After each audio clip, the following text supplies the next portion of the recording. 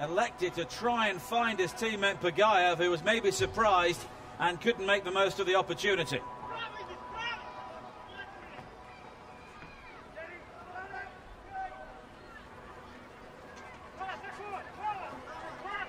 But Russia have settled quickest here. Kuligin right towards Murvanadze again, and this time Smashko elects to punch, and it's the Ukrainian captain Antonio.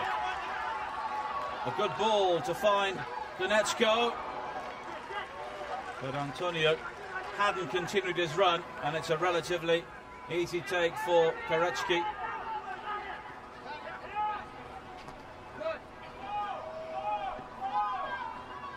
Russia building quickly, but running out of room. On the far side was Larionov. And both these teams made almost serene progress through to the knockout rounds. The Ukraine beating USA 9-0, and then the host nation Great Britain 7-1 in the prelims, before drawing 1-1 with Brazil, who we already know will finish fourth in the competition.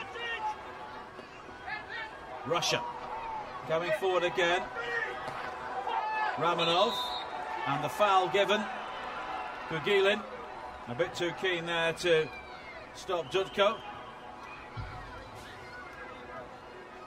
And Ukraine overcoming Iran 2-1 with a late, long-range, dramatic winner from Ivan Shkvalo in their semi-final. As for Russia, 2 8-0 victories against Argentina and the Netherlands to kick off. They then beat Iran 3-1 and overcame Brazil by the same score in the semi-finals, although their coach Baramadze wasn't too impressed with their overall performance in the Final Four. But here they are yet again in the final.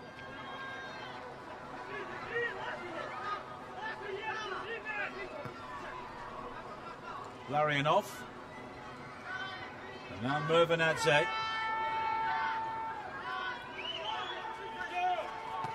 Kuligin.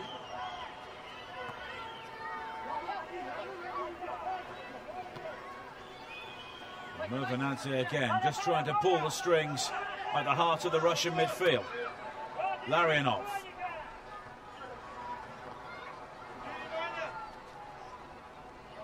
And it's composed, patient possession here from the Russians. And Ukraine happy to sit deep in the early stages.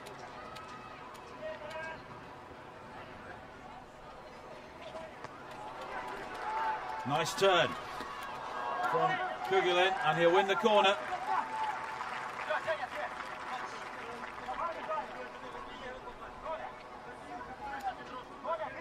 Zinoviev with the challenge.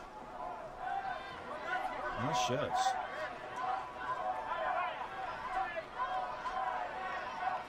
Kuligin with the corner. Deeper this time.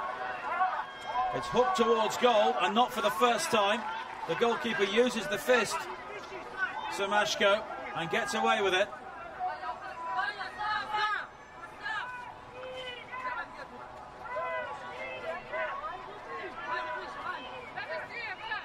But Russia making good use of the high ball in the opening stages here.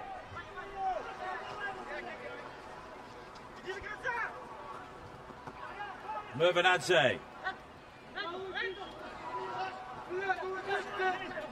Ramonov. And again, makes the turn. Can he find the finish? No, that's a solid block. Shkvalo. And this time, it's an easier take for Semashko, but great defending there from Ukraine.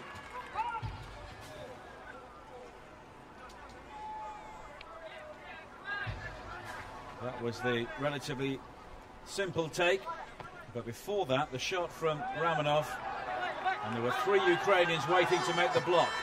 Dusenko. It was the right idea there from Shkvalo to try and cross the near post and flick the ball towards goal, but the Russians were equal to it. That pass asked an awful lot of Pagayev. Zunivayev allows the ball to dribble behind, and Sergei Ovcharenko on the right there, the coach of Ukraine. The back-to-back gold medalists. Russia's last success came when the Ukraine was second in Sydney 2000, and they've never failed to make the podium. And they are the reigning world champions. On that occasion, Ukraine were only third, behind Russia and Iran. So the usual suspects involved here in London 2012. The cream always tends to rise to the top in major tournaments, and that's been the case here in the seven-a-side football.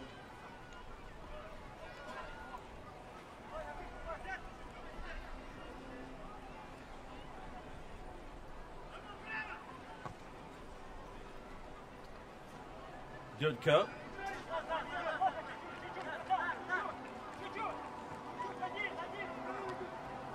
So this is the final match here at the Riverbank Arena. It was used for field hockey during the Olympics at London 2012,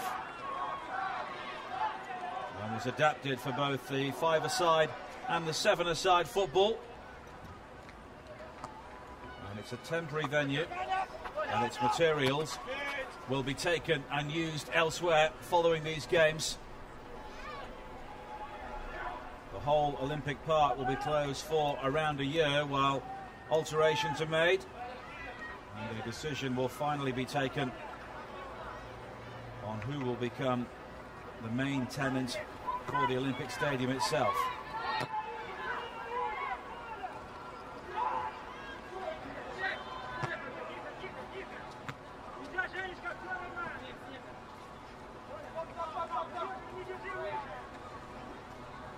This will be the final gold medal won at the Paralympic Park.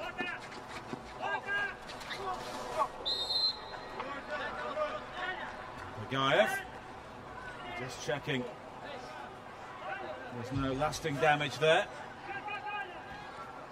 Zinoviev making the challenge.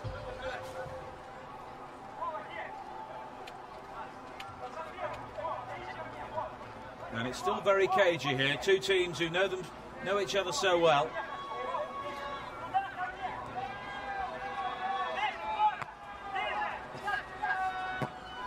And that's a decent effort towards the near post, but Shimashko not forced into action this time. Kuligin.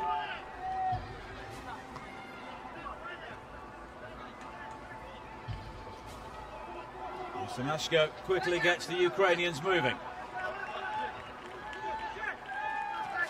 Kosenko.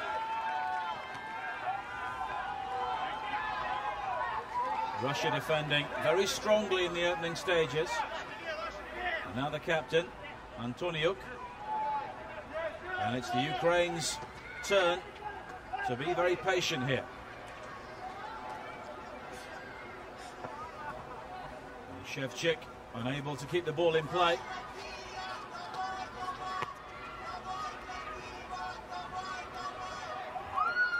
So all eyes at the Paralympic Games now on this game. The final event to be decided before the park will be transformed for the closing ceremony later on this evening. You'll be able to watch that on Paralympic.org and other channels around the world joining us for this coverage. And you can look ahead to what may happen here and the closing ceremony on Facebook.com/Paralympic Games or on Twitter @Paralympic. A Coldplay concert, one of the main features.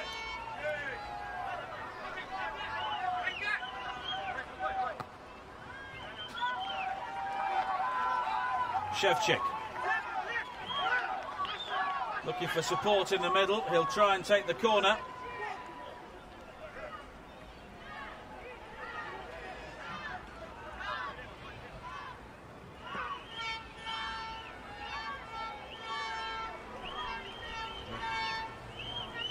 Goretzky will take the goal kick for Russia.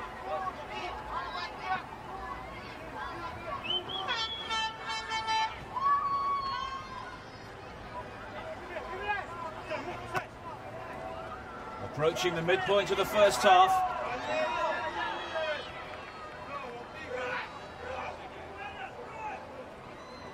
Neither side has really had a clear sight of goal so far. Semashko, the Ukrainian goalkeeper, has had to fist a couple of efforts away. Taras Dutko. Dotsenko.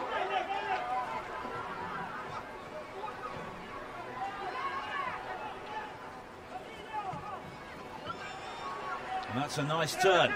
Pagayev. Corner.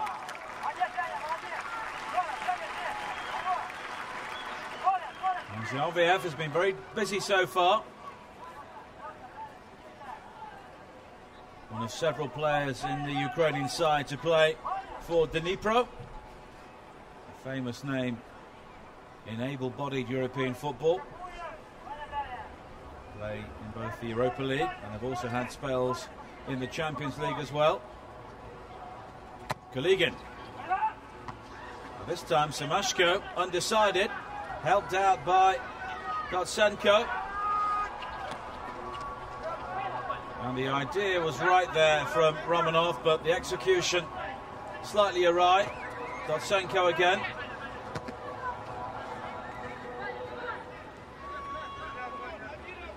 And the wind is becoming an issue here.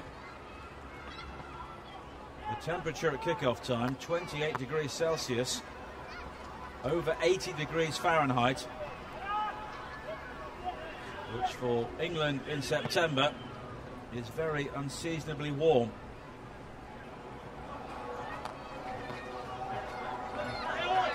Koligin try and win the corner at least off Zinoviev, and that's what he does. And there's a Ukrainian down as well.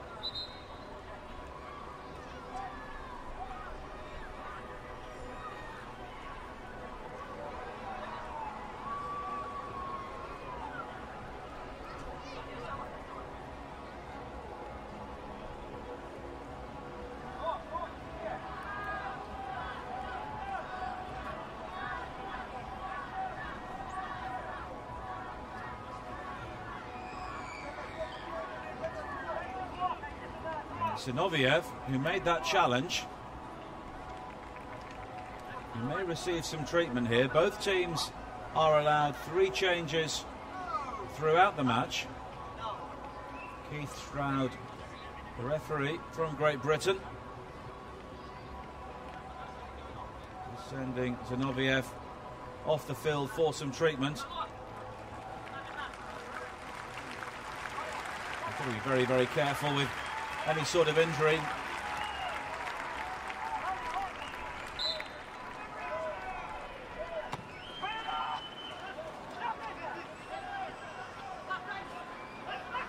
Russia get a second bite at the cherry again. Oh, it's into the side netting. Potenkin with the initial shot, and then Pagayev will be disappointed there from such close range. No offside in seven-a-side football, and that's why you often find players lurking right in front of the goalkeeper. Dutko's clearance. Another Ukrainian goes tumbling.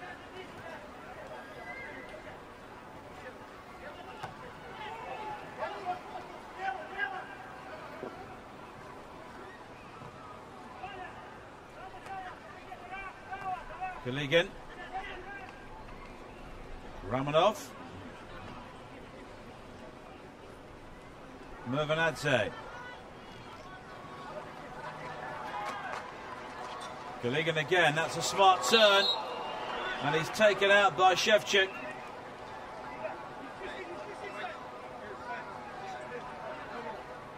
And I think that's a final warning from Keith Stroud.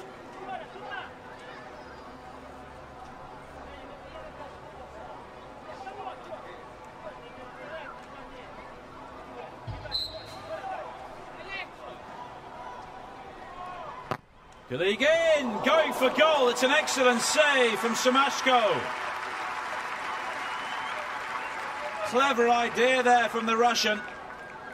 And Semashko equal to it. Many anticipating the cross. He went for goal.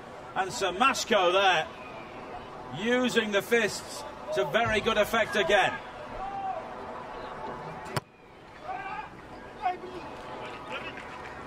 Semashko deals with the corner. Mervanadze. Kuligin from open play this time. Tries to thread the ball through, but too far ahead of Larionov. But Russia, the better side so far. Dotsenko. Russia looking to win their 36th gold medal overall here at London 2012. And that will cement their place second in the medal table behind China and 2 ahead in terms of gold medals of Great Britain. Zinoviev. Can't believe he's been pulled up for a foul. Ramanov. Well, Ramanov had got away there. And Zinoviev, it was all or nothing.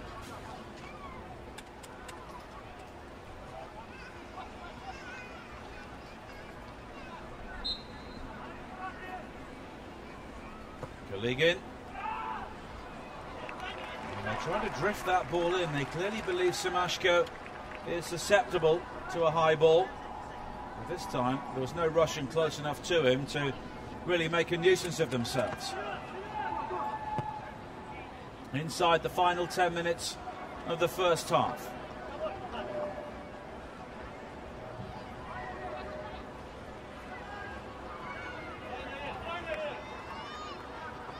Mervanadze.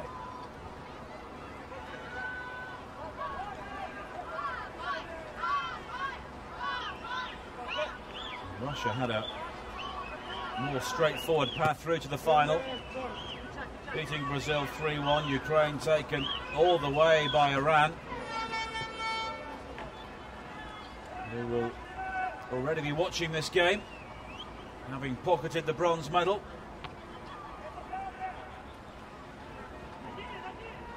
Ramanov miscontrols. Shevchik. He was the meat in a Russian sandwich there. Ramanov and Kugilin.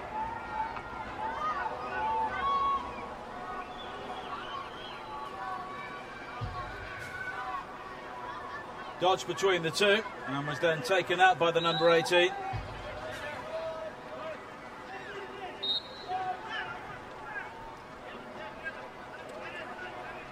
Shevchik. Doesn't beat the first man.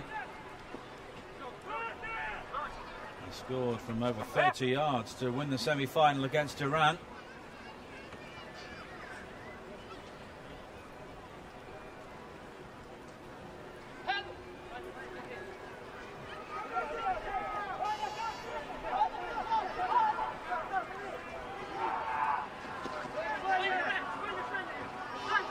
That's a nice turn.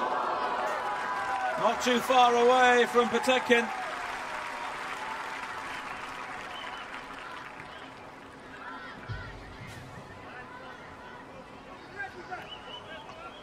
Semashko may believe he had it covered. It was dragged slightly in the end.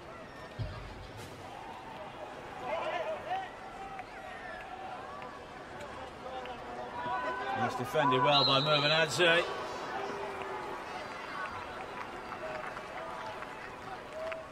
And the yellow card is brandished for the first time by Keith Stroud.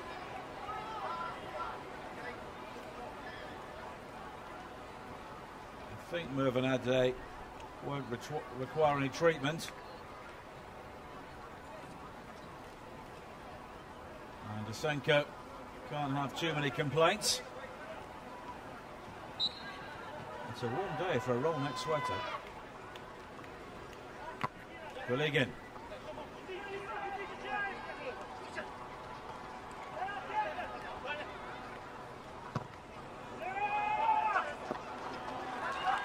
Mashko does well under the high ball.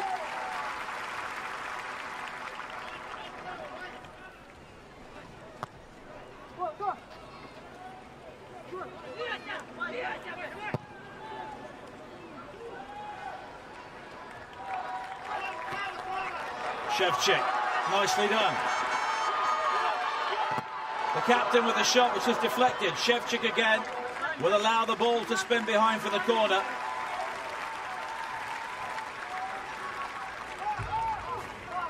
But the Ukrainian support in the background appreciated that.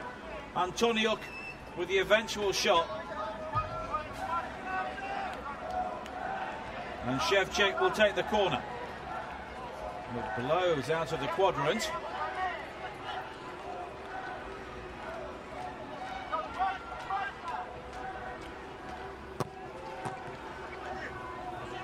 Not for the first time, he doesn't beat the first man.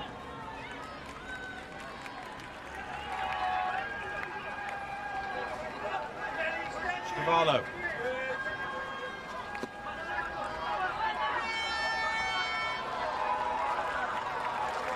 Tricky stuff, halted by Larionov.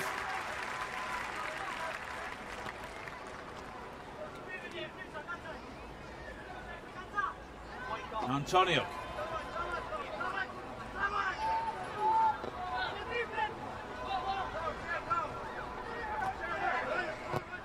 Shkvarlo in the general direction of Dotsenko, but gathered well by Boretsky.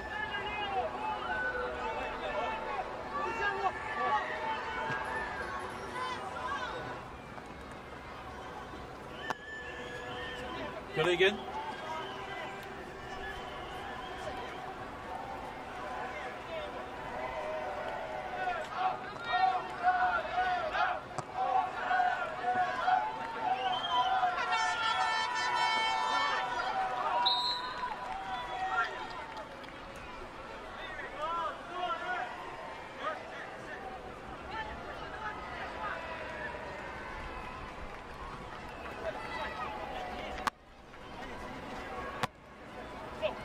Kuligin. Good ball from Romanov and brave goalkeeping from Semashko. Apagayev bearing down on him there very quickly. Antoniuk.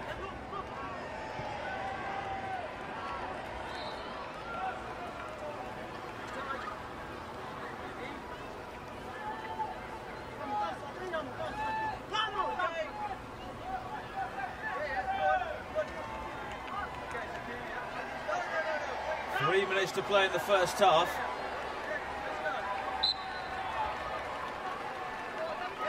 Antoniuk again.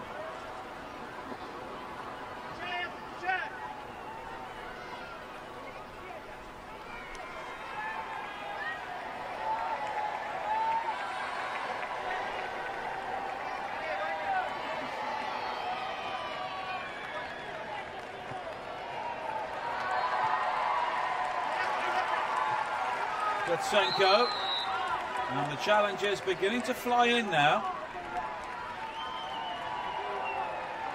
Shkvarlo, who was flattened there, and Larionov is the latest yellow card.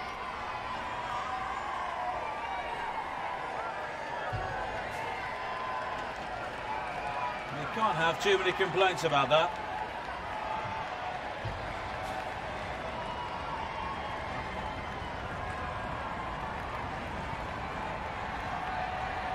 The crowd occupying themselves with a Mexican wave as Ukraine look to put some pressure on the Russian goal, and the reigning champions have been second best so far. Shkvarlo. It's a good ball in, and the flick on from Dotsenko, not travelling Boretsky.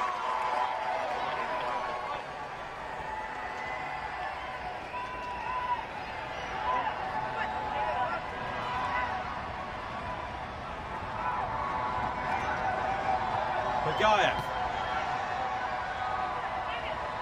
Kuligin. Movanadze. Good effort. Corner.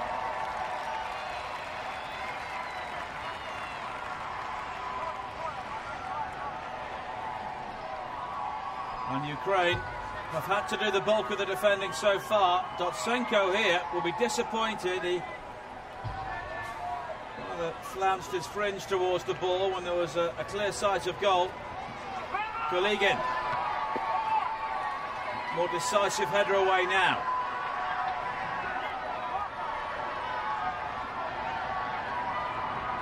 Heading towards injury time as Mervanadze tries his luck from distance.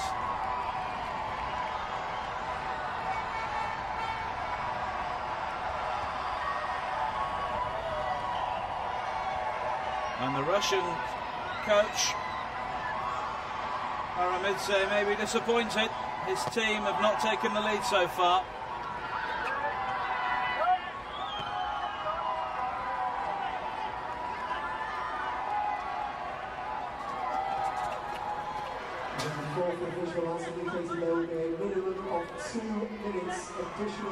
And we tick into the 2 minutes of added time now.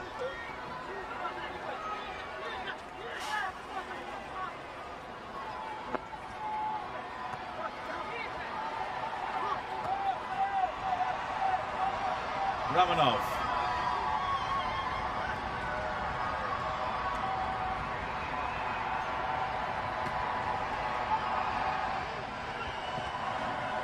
Larinov's first touch was a bit heavy, and it's hacked away by Dudko.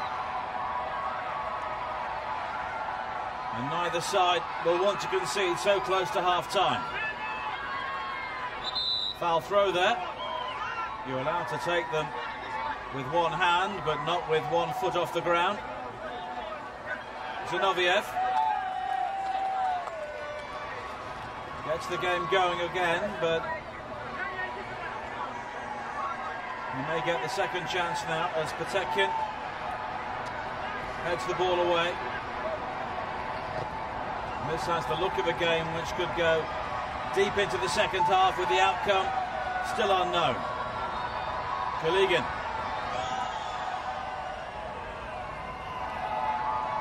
Mervanadze. That's a good clearance to avoid the corner. Hacked clear by Shevchik.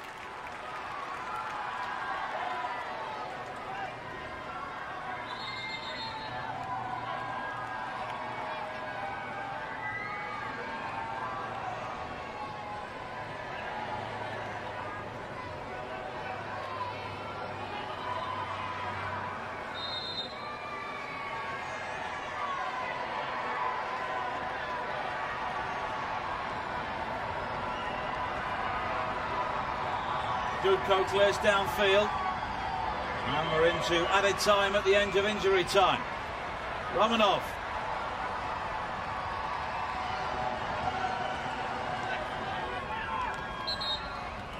And that's it.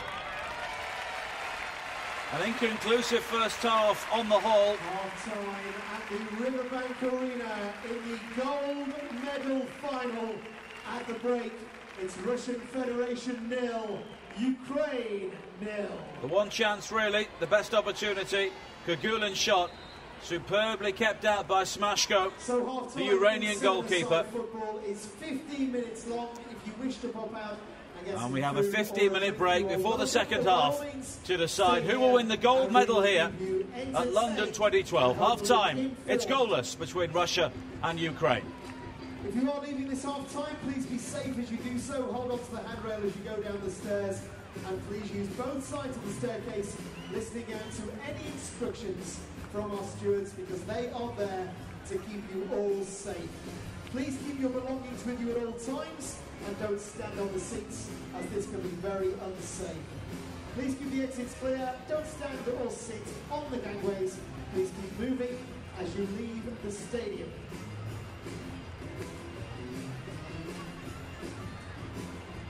Now, one thing to bear in mind, this is the final sport of London 2012 and the last medals to be awarded. Later tonight will be the closing ceremony for the London 2012 Paralympic Games. And following the medal ceremony this evening, we would ask all spectators please to make their way as quickly as possible back across the Olympic Park to the Stratford entrance. This is due to the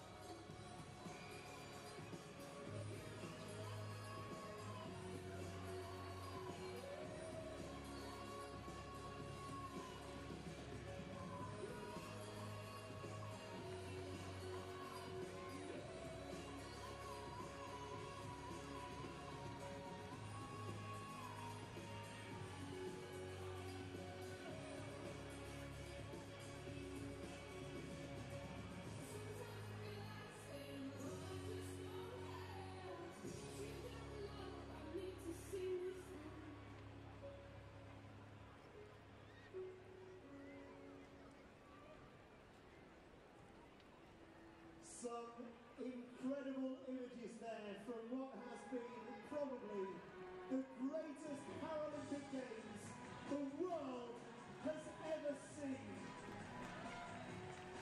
Not only has the Paralympic Games been made by our incredible athletes, but also it's worth taking a moment this final half-time to say thank you to our wonderful volunteers and games makers who have made the Paralympic Games and the Olympics so very, very, very special.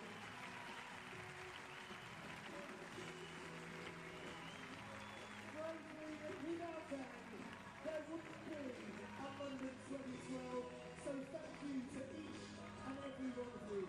Marcus, thank you to you as well, our football expert, who's been analysing the games for us, and that was perhaps a tense, nervy start between two sides who know their gold medal is on the line. Indeed, it was a good stalemate, a tactical battle. Russia, the Russian Federation tried to stamp their authority on the game, but Ukraine seemed quite content just to try and keep them on the break, although their front line was getting a little bit isolated up there. They might have to mix it up a little bit and attack more in numbers to try and thwart that Russian Federation side, who are ever so slightly chipping away at the Ukraine defence, so hopefully we'll see some goals in the second half. They are. I mean, looking at the stats, all the attack came from Russia. I think we counted 50 attempts on goal compared to 2 from the Ukraine, but Russia were playing in the River Banks. Indeed, there's quite a bit of a win in the River Bank, as I'm sure you're all aware. But it's a couple of times the Russian Federation, they nearly got in, and the Ukrainian defence looked quite strong. However, on the break, as I say, they pose a threat, so Russian Federation will just be wary of that and not try to commit too many forward. So, who knows in the second half, but we hope for goals. Everything to play for. No goals at the break. We must have a gold medal winner. Plenty of shots though, and plenty of action, which is on a big screen for you.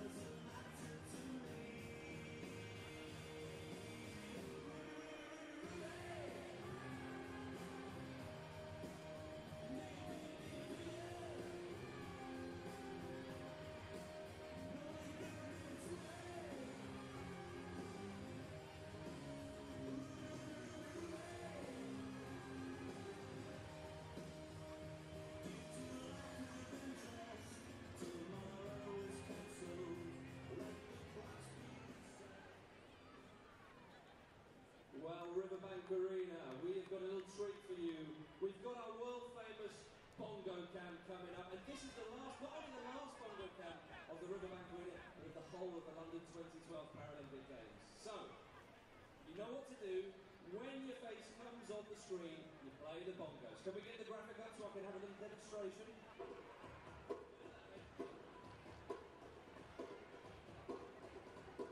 Mr. Cameraman, 5 missing pictures.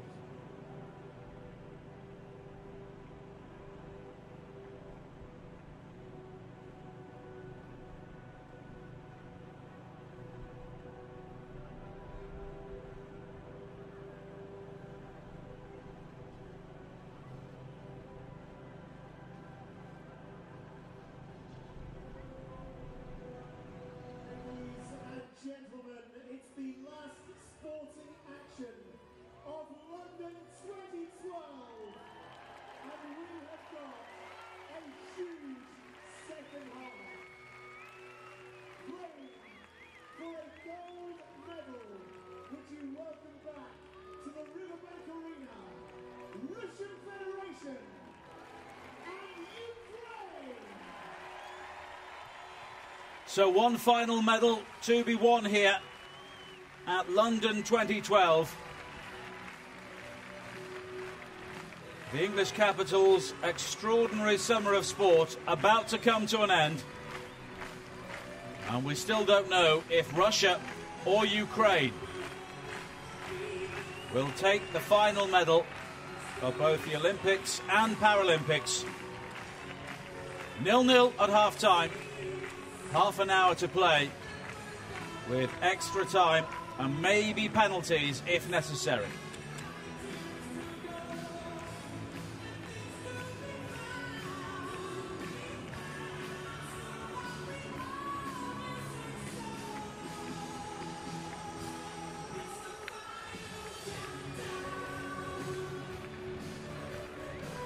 Ladies and gentlemen, with a gold medal on the line, let's hear your support for Russian Federation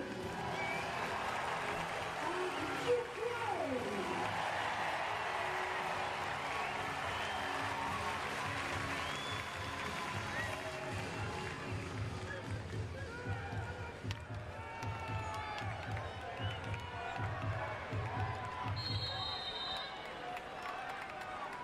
So the second half underway. Russia had the best chance in the opening half an hour. The shot beaten out superbly. Semashko with the save. Guligin with the effort. Driven from range. And it's the sort of tightly contested game which could yet be decided by the single goal. Ramanov.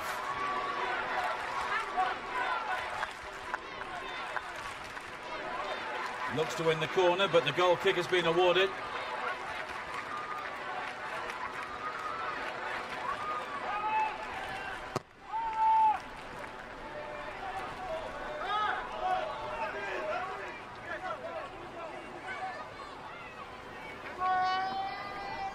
Larinov, one of two players yellow carded in the first half. That's a nice one too, and that's a corner. Fine sliding challenge from Shkvarlo.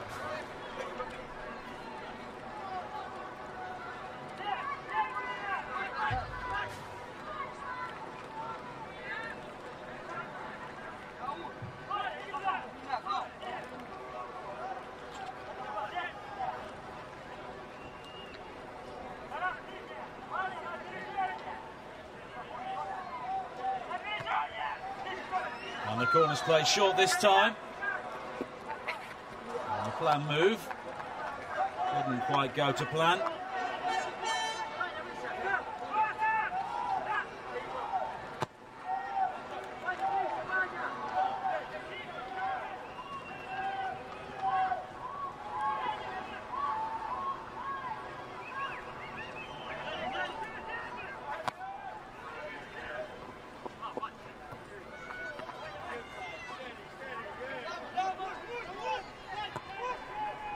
Ramanov. And that ball's overhit. And both teams still have their 3 changes they can make from the bench.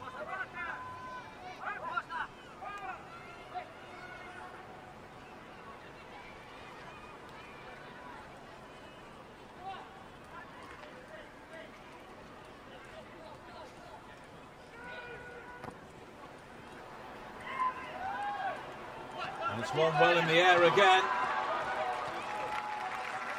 Blatsenko unable to play it forward successfully towards Shkvarlo, heading towards goal.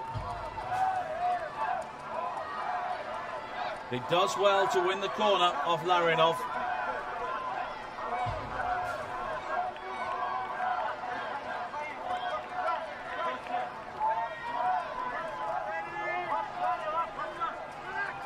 Russian teenage goalkeeper just marshalling his defence. Goretzky. Zinoviev, and that's overhit.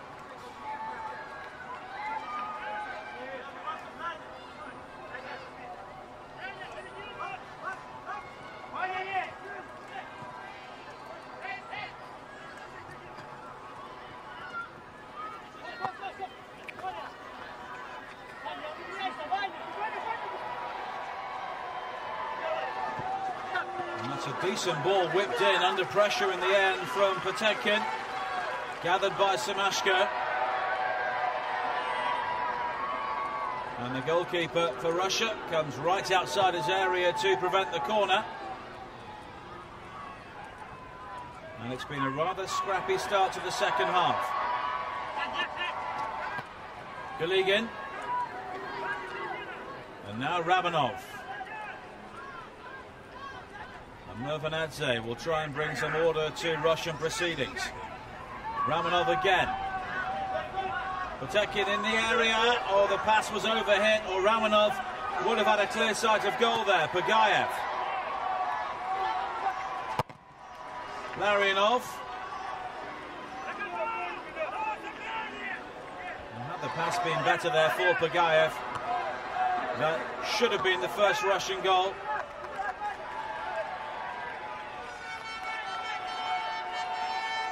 An injection of pace into the game from Datsenko. Use of the arm there. It appeared to be from Potemkin, but on the blind side of Keith Stroud, the referee.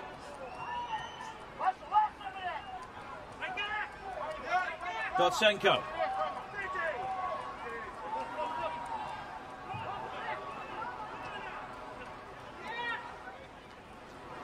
The two Ukrainians almost combine, and as a result it's Ramanov. It's a good ball inside, and that's excellent goalkeeping from Semashko to deny Pagayev.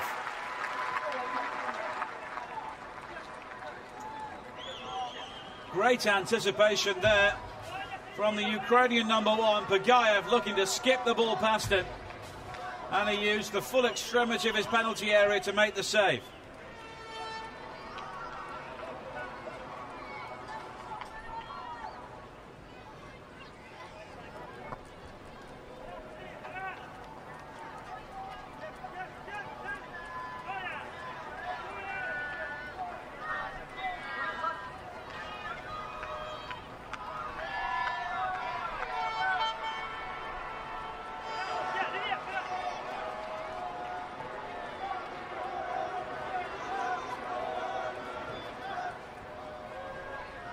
All Russia at the moment, but Pagayev unable to gather this time.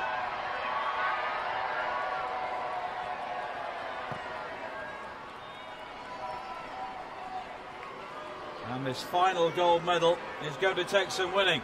Movanadze. The Ukrainians almost get themselves in a tangle.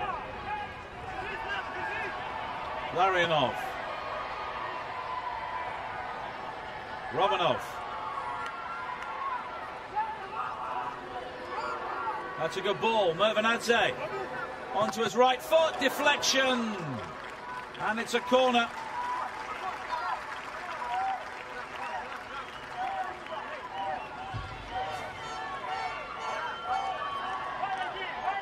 And he was slipping as he hit that, so he may not have troubled Semashko without the deflection.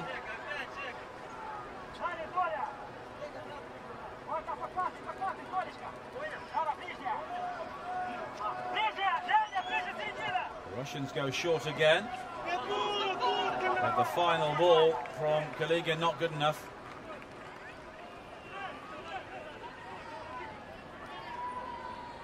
And Sergei Ovcharenko maybe slightly concerned here at the way his team have started the second half. Duko clears downfield.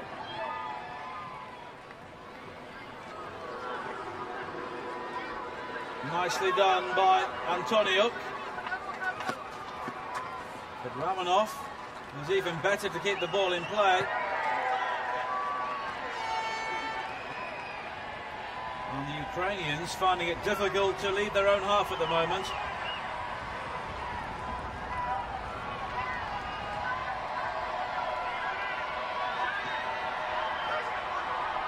Galigin. Movanadze. Good play again, but Romanov was waiting on his heels. Greater anticipation there would have given the Russians another decent chance.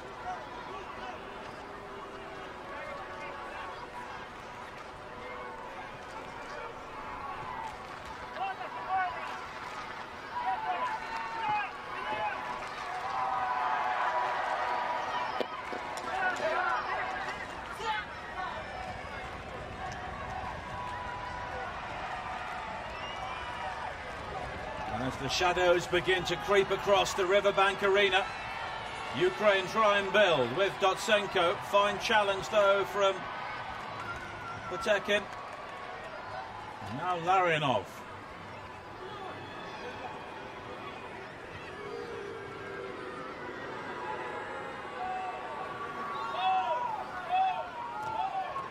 And the shot's deflected. Larionov again trying to manufacture the opportunity himself on the edge of the area. But Ukraine scramble away again. Antoniuk. That's a good shot. Not too far away from Shevchik.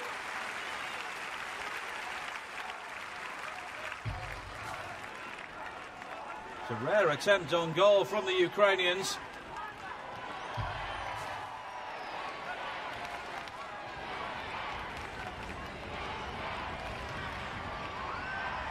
And with 10 minutes played in the second half, that's their first real sight of goal since half-time.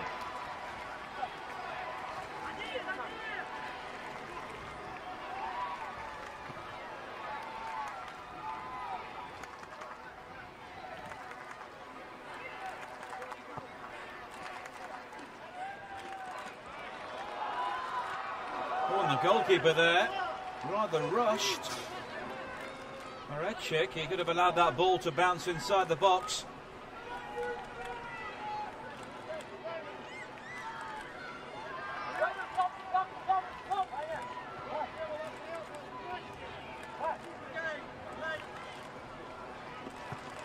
Antoniuk, all very tight there on the far side.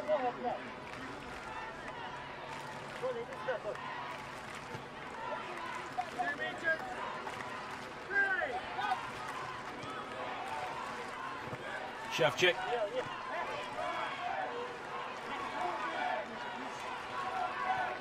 Alvanaute, the best player on the field so far. Sharenko will know it.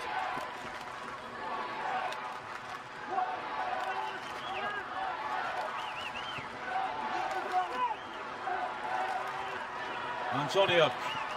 Oh, it's deflected! And goodness me, the Russians there would have had hearts in mouths. Borechki beaten by the deflection. It was Mervanadze, and that was inches wide.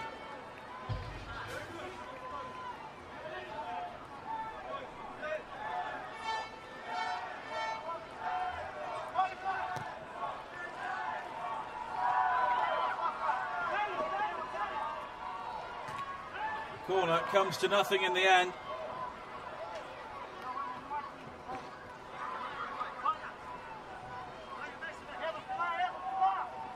The Ukrainians happy to play their way clear from deep inside their own half. Well, they were.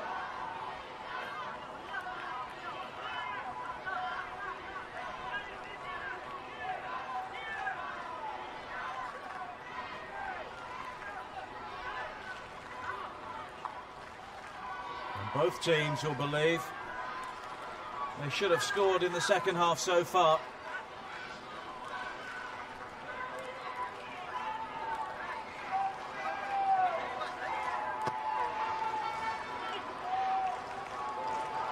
Ramanov, that's a nice flick on.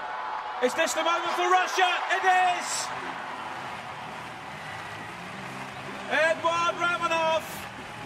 And that could be the gold medal moment.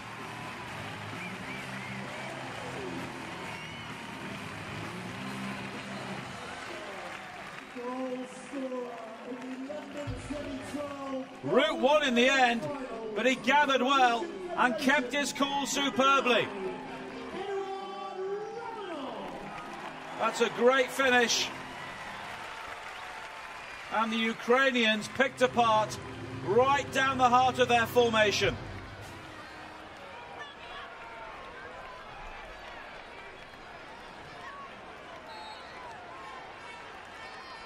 His fifth goal at London 2012, and it could be the most important one of his international career so far.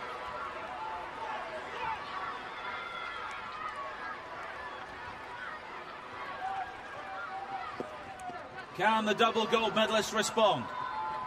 Antonio.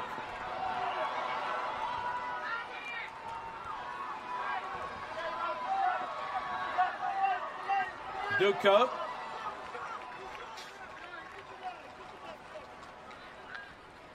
And should Russia win, it would cement their place behind China, second in the overall medals table, 2 gold medals ahead of Great Britain.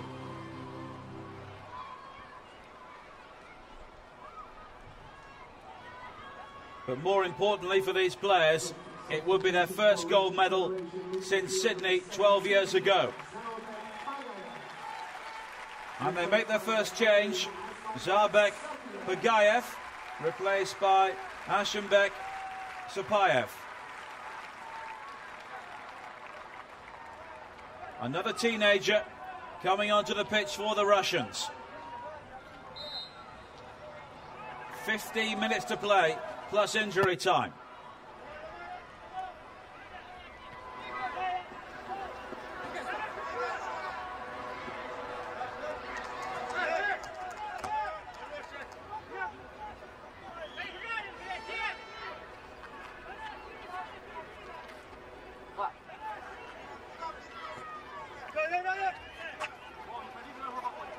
Larionov, here's the goal scorer again, and that's well defended.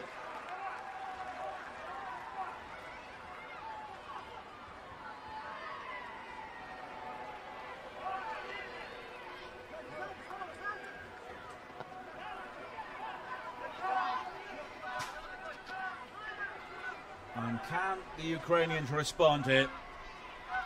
They scored a late winner against Iran in the semi-finals. Now they may need something similar just to save themselves here.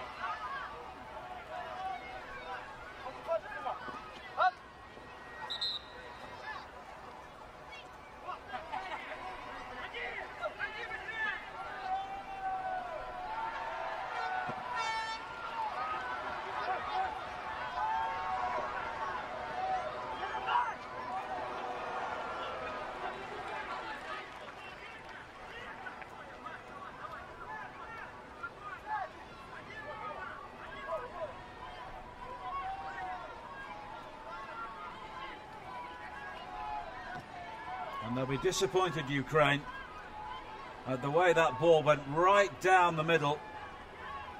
And Ramonov was given a clear run on goal, and he finished superbly.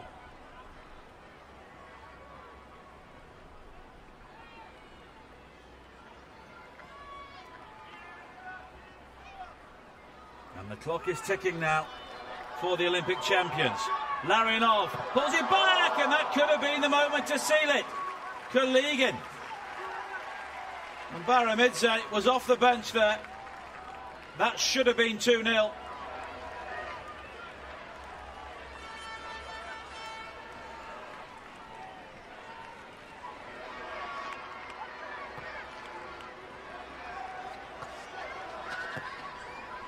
And Ukraine again finding it very difficult to find meaningful possession inside the Russian half. Potekin. And now is the time to slow the game down. Kuligin, good ball. Larionov. Just run out of room.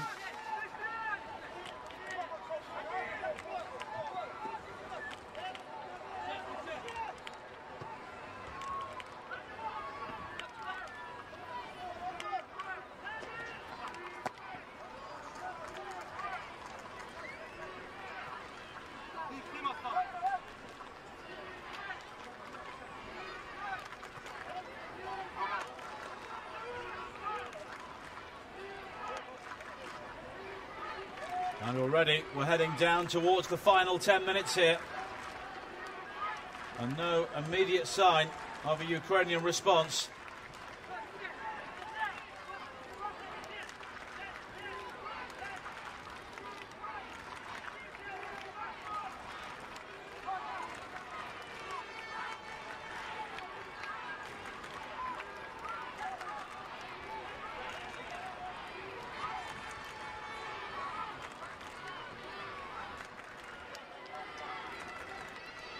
And this Russian team, packed with youngsters, is on the verge of winning the final gold medal of both the Olympics and Paralympics here at London 2012.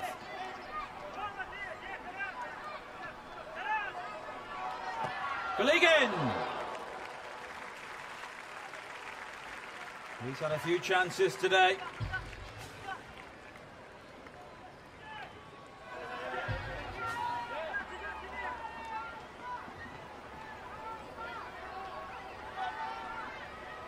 Shevchik.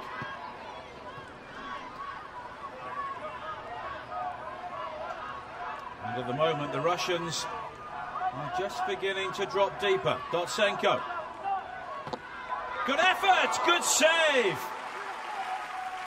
May have taken a deflection. Loretsky. It did take a deflection, and Loretsky there did superbly well. And Mervanadze rather taking the ball away from his goalkeeper there, but it will start to get nervy.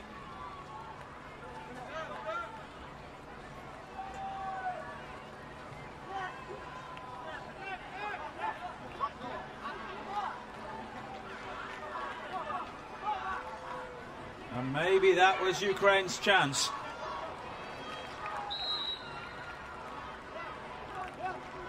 And there's going to be a red card here. A yellow card rather for Dudko.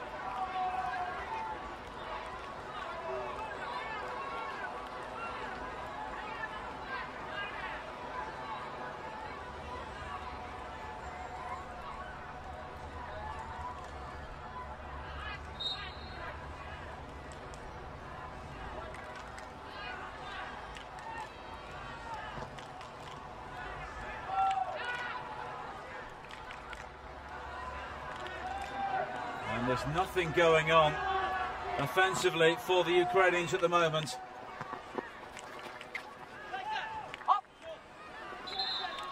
And there's frustration for Shkvalo. Confirmation of Dudko's yellow card. And there could be another one here. Shkvalo.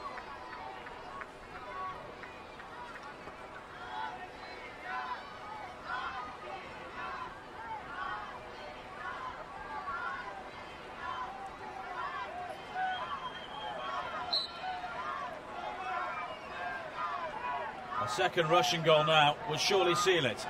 Goligin. Ramanov. Larionov took it superbly, and it's scraped away in the shadow of the line there. Somashko helped out by his defenders. A lovely take by Larionov, and it was the captain, Antoniuk, who got there just in time with two Russians lurking.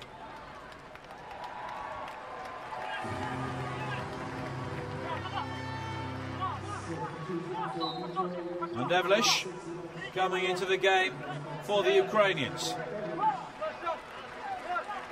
as they have to chase it. Mervanadze. Ramanov. Shevchik was stronger there.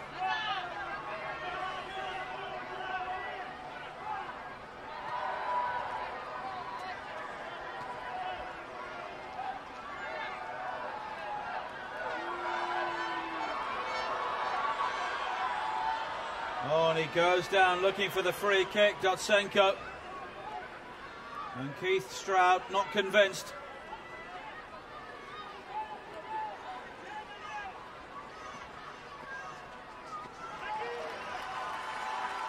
And the clock is ticking for the Ukrainians. Antoniuk. Shevchik. Good save again from Loretsky.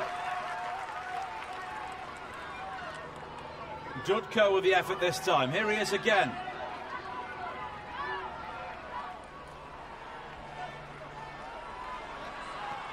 Devlish!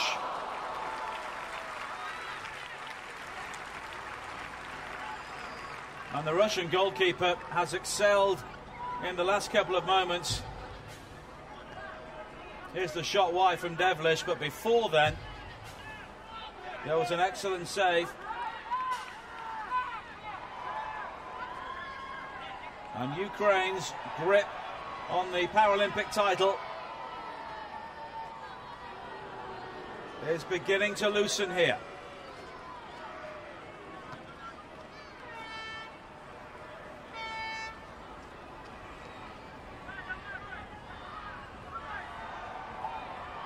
Kuligin. Sapayev. Taken out there by Zinoviev.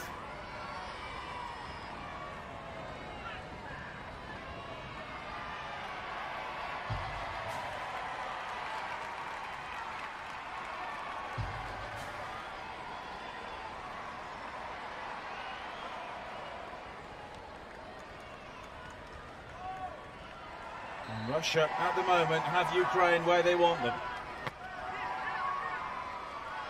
Romanov. Shevchik with a strong challenge.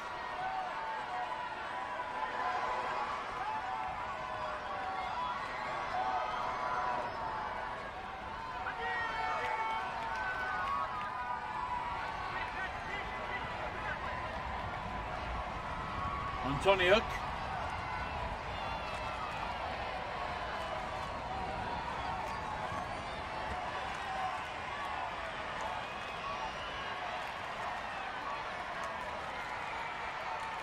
Romanov defending from the front. Dudko. Oh, there was the chance for Dotsenko. Made the run but couldn't gather. Anywhere will do for Russia now.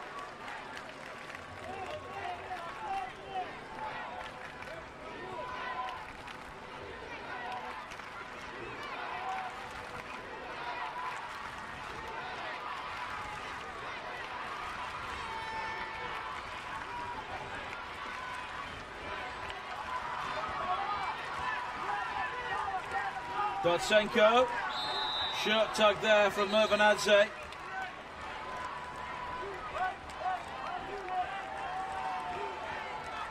Three minutes to play.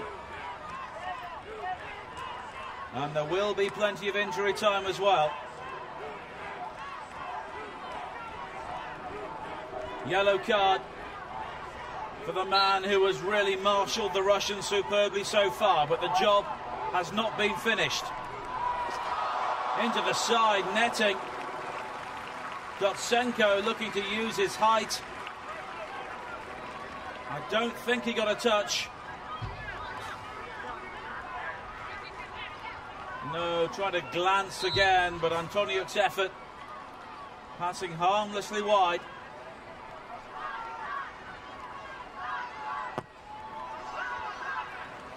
Potemkin with the clearance. Dotsenko, but nobody made the run for him. Looks of disappointment on the Ukrainian bench at the moment.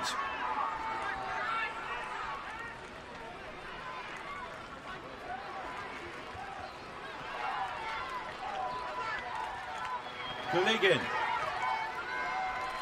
Potemkin. Kuligin again. The run to the near post, but the ball deflects behind.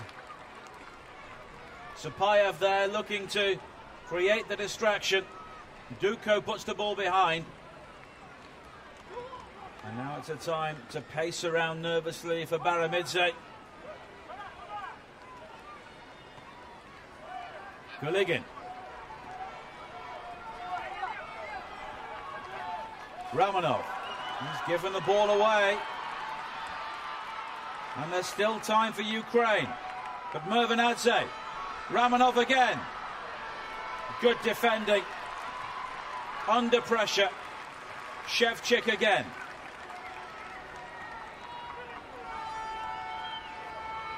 The Ukrainians have 4 minutes.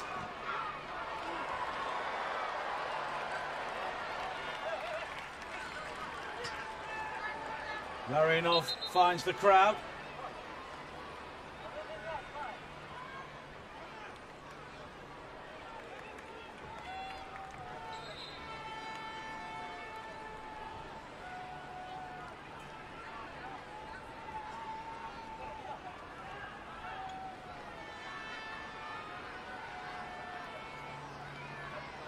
Smashko. Can the Ukrainians summon up one final effort? Devlish, unable to go past the man who at the moment has won the gold medal for Russia. Devlish.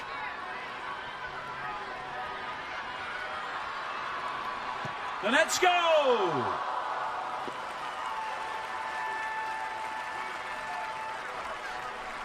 The fourth official has indicated there will be a minimum of 3 minutes additional time. Oh, despair on the Ukrainian bench as the wind picks up again.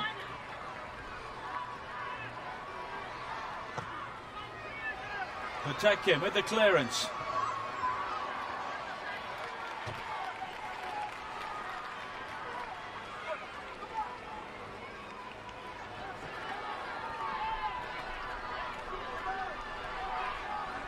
The first minute of added time has almost ticked away. Mervanadze, superb again. And he has the presence of mind to find a teammate. Larionov. And with 3 Ukrainians around him, he is the player who was penalised. And there's been very little support around Donetsko throughout the day for Ukraine.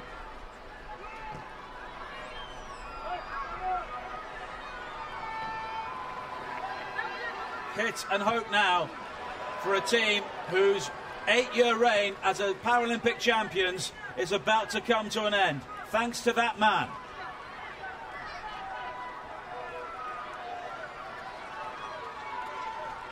Devlish.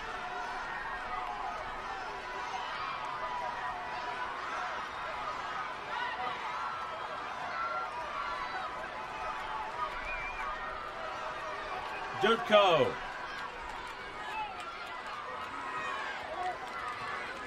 They have to get the ball in the box soon, Ukraine. Dotsenko unable to do that. Shevchik. That's good play. Did that ball go behind? It did. Before Shevchik crossed. He's disappointed, but I think he knows. And Potemkin will take his time here. 30 seconds of added time to play. And Russia are so close now to winning the final medal at London 2012.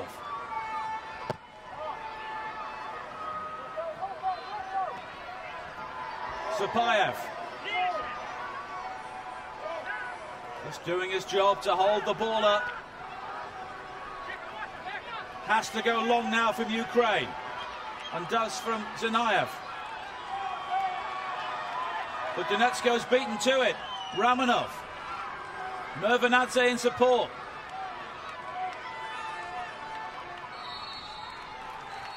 And that's it! Russia are the new Paralympic champions. And the final medal of London 2012 goes to those delirious Russians.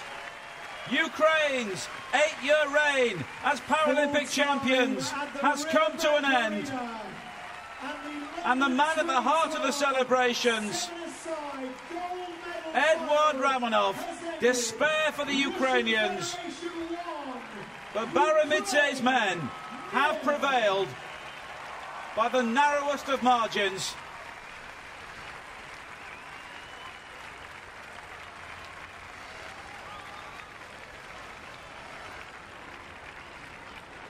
And Russia confirm they will finish second in the overall medal table behind China.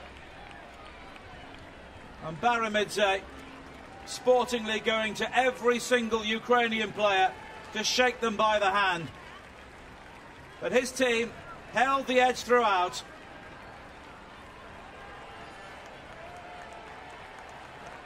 And he is now the central figure in their celebrations.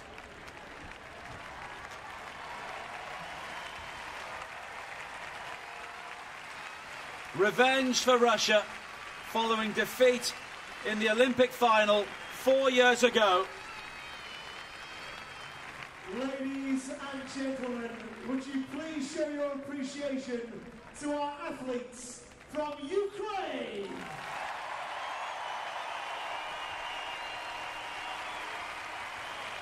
But ladies and gentlemen, winners of the gold medal final at London 2012, Russian Federation. And this a victory that will be celebrated Ladies long and loud by the Russians. ceremony for the set-aside will take place shortly here at the River. We will shortly have the final victory ceremony at London 2012.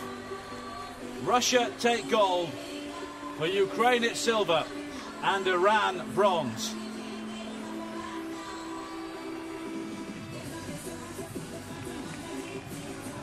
And every single flag being grasped around the Riverbank Arena. And number 9, Ramonov, is holding one of them. And he is the man who has decided the final gold medal in London's Summer of Sport.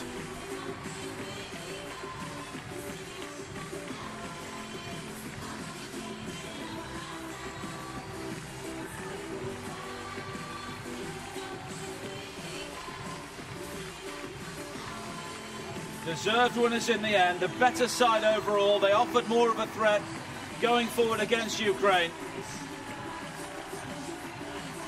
and took their main chance when it came.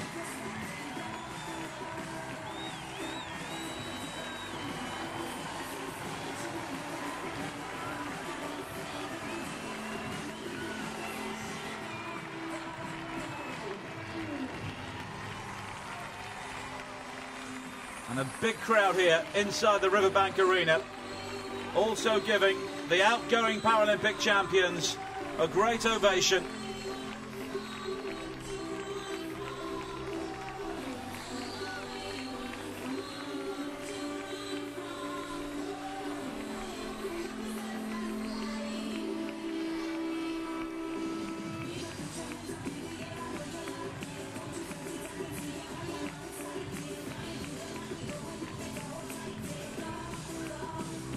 Confirmation of the full-time score.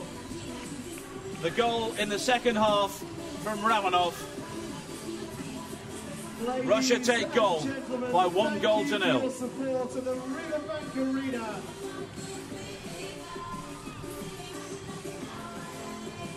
The medal presentation for the 7-a-side football competition at the London 2012 Paralympic Games will take place very shortly here at the Riverbank Arena.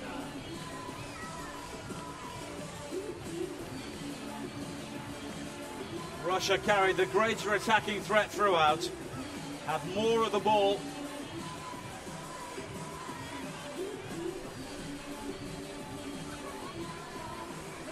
And deserved their victory against the Ukrainian team, who never really reached their full potential here today.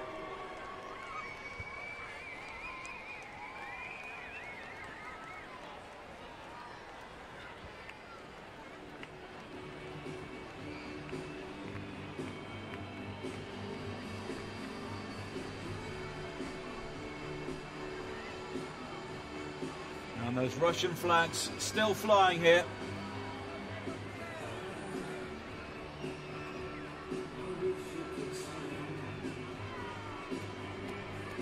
Sunshine may have gone after another wonderful day here at the Olympic Park.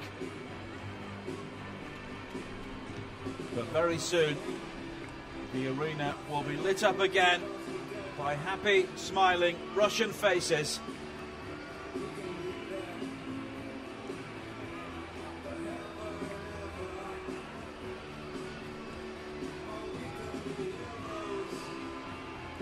The first gold medal of London 2012 came in the shooting in the Olympics way back, it seems a long time ago now, at the end of July.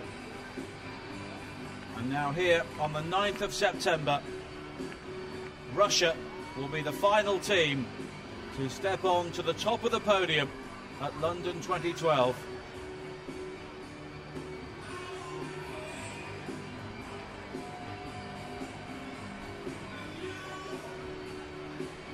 And venues like the Aquatic Centre, you can see there in the top right of your picture, will be used again for other events in the future. But this is the last time we will see the Olympic Park in its current form.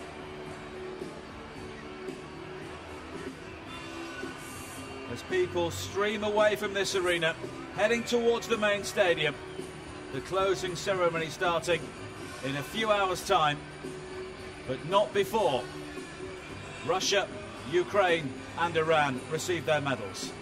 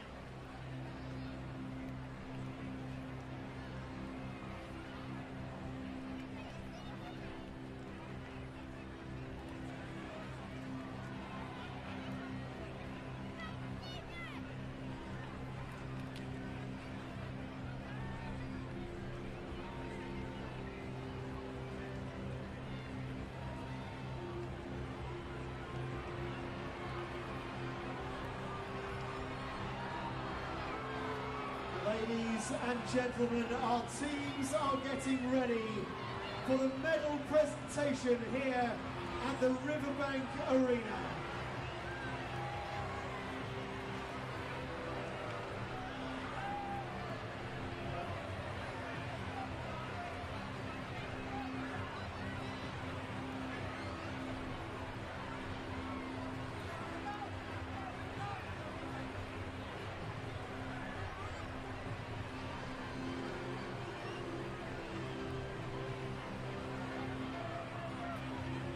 It's only a passing shower. You may have forgotten we do get these in Great Britain from time to time.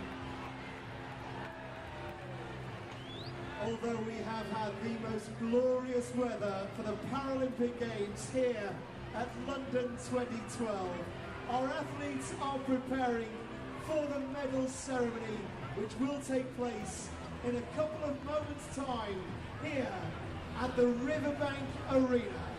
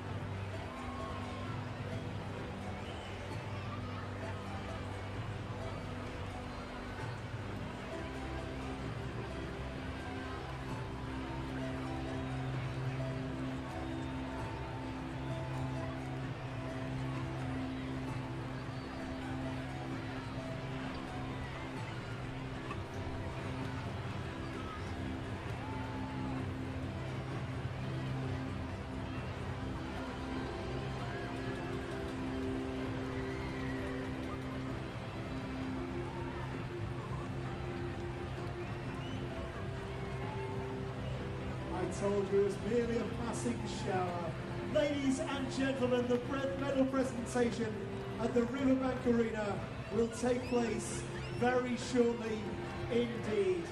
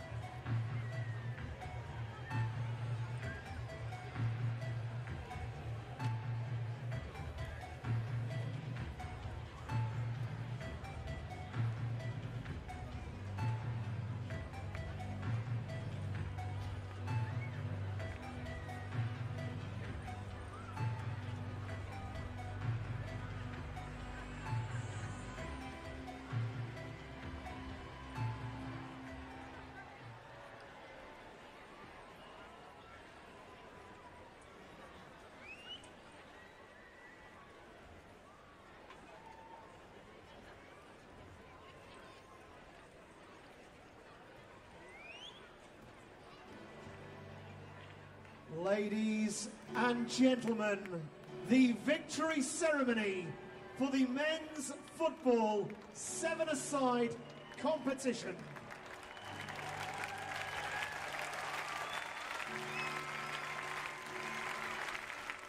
Please welcome your medalists.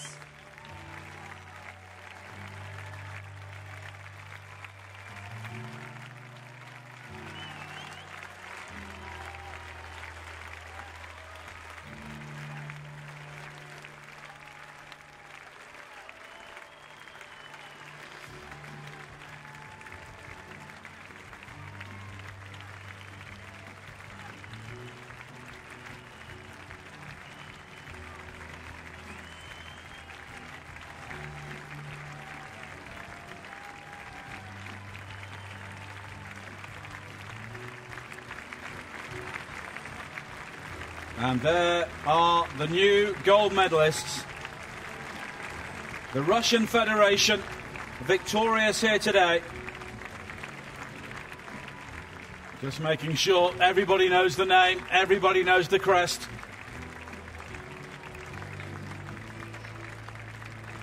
And the bronze medal winners from earlier on, from the Persian Gulf, Iran. I'm sure that was a FIFA victory.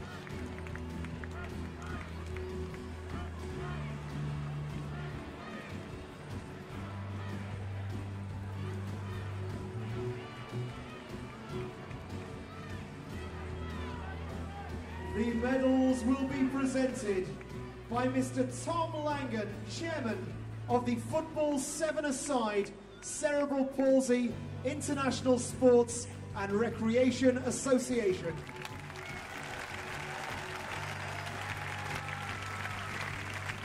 Mr. Alan Dixon, Governing Board Member of the International Paralympic Committee.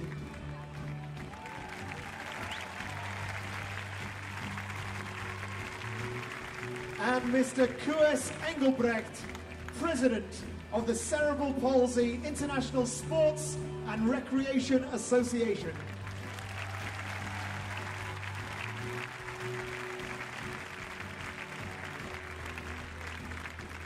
Who are accompanied by Mr. Bob Fisher, member of the Paralympic Order.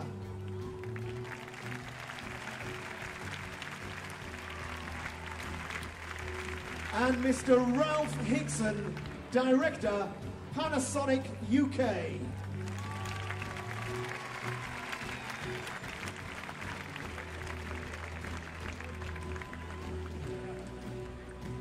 Ladies and gentlemen, the bronze medalists representing the Islamic Republic of Iran. Another bronze medal for the Iranians, won in some style here today. A 5-0 victory over Brazil. Mehran Nekri.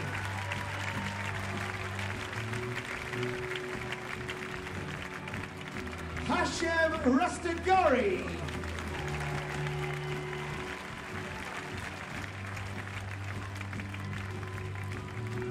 Sadegh Hassani.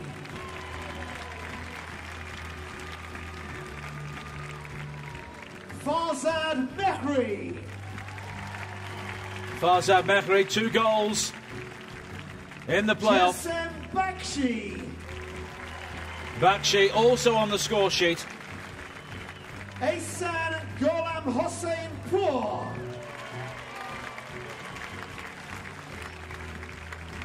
And he was also superb defensively. Haydari.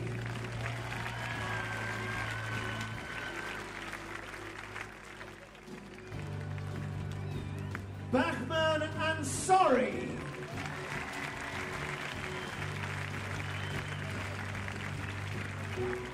Rasul Atasha Fruz.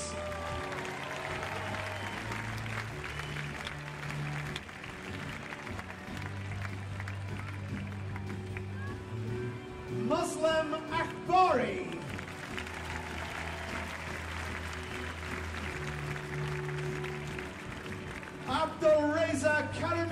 Rada.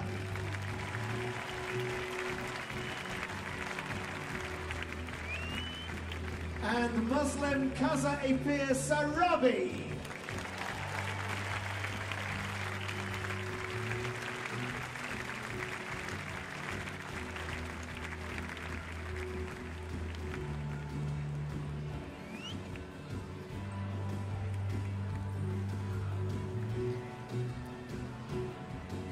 And now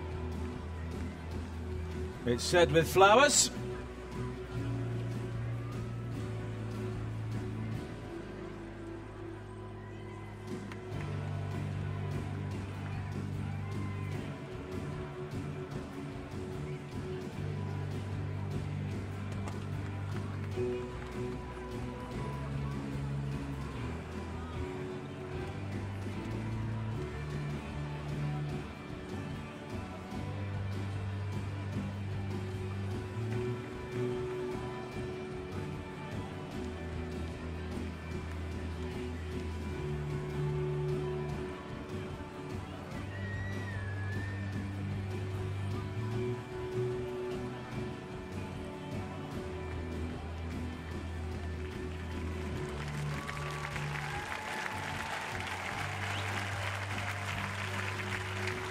Bronze again for Iran.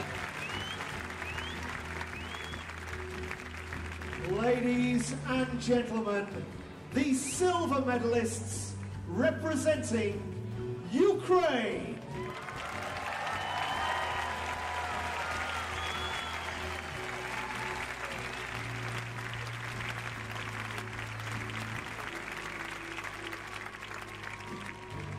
So after two back-to-back gold medals, they revert to the silver medal they won in Sydney 12 years ago. Samashko. Samashko, the goalkeeper, who played so well in the final but had no answer to the goal from Romanov, and clearly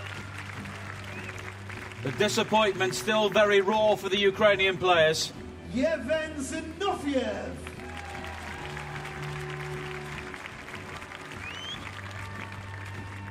Taras Dudko.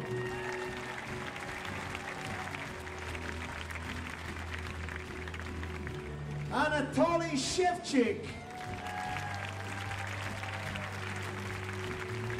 Ivan Shkvalo. Shkvalo unable to recreate the drama his goal produced in the semi-final.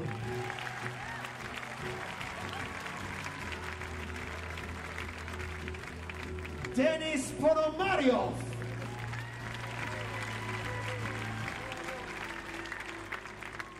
Alexei Hetun.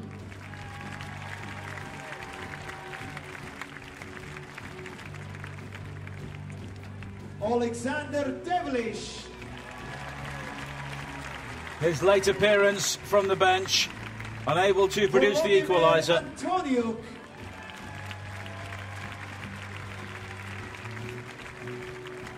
And Igor Kosenko.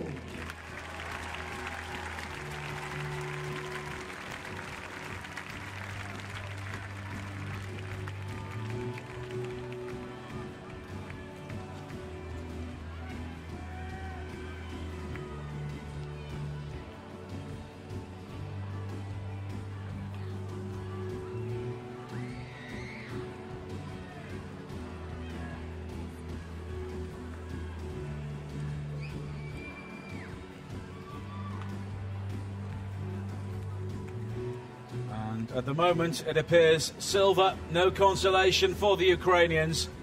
They came here to win gold.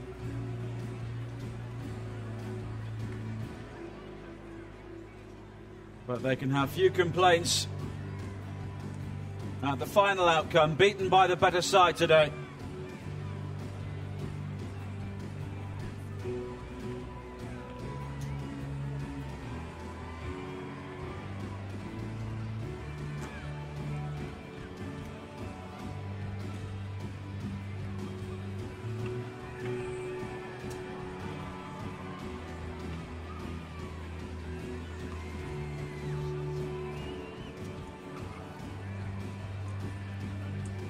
And there's the final bouquet.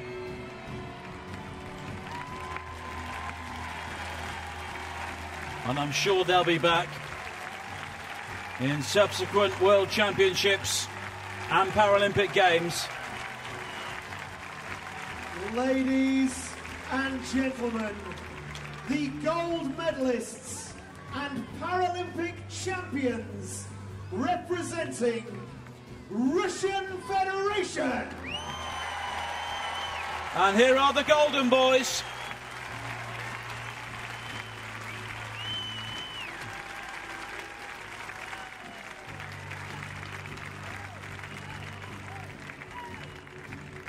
The first gold medal won by China in shooting at London 2012 back in July.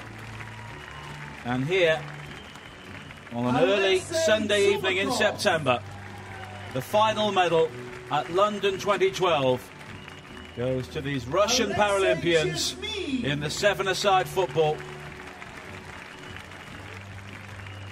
Ivan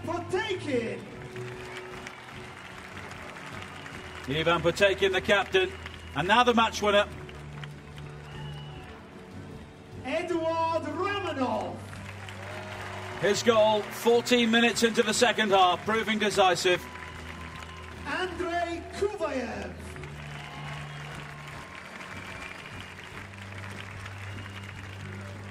Alexander Lekov.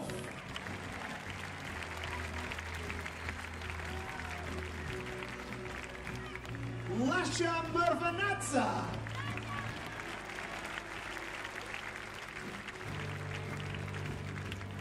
Slava Larionov.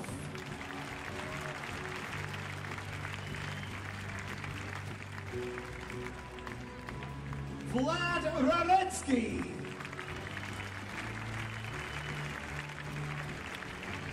Zarbek Pagayev.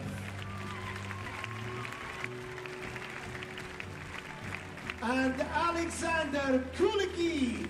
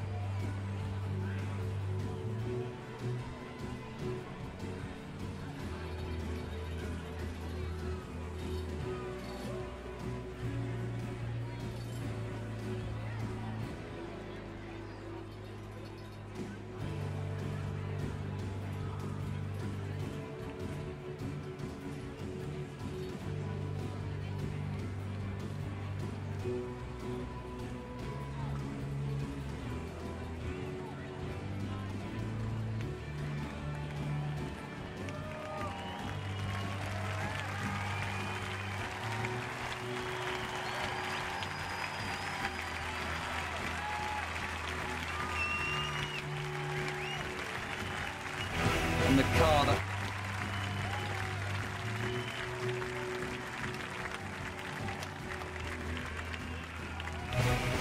and the music also is called Track Invasion, is a new composition by David Arnold based on Coldplay's Politik from 2002.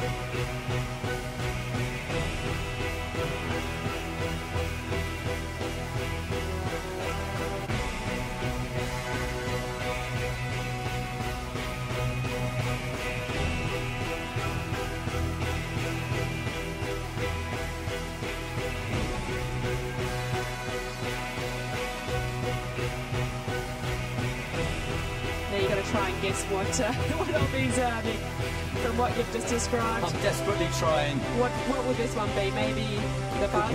Yeah, the bug made from an ex-wartime British army truck with wings formed from moulds of submarine nose cones. This one looked like the Golden Clocks truck made of whirling, turning cogs and wheels.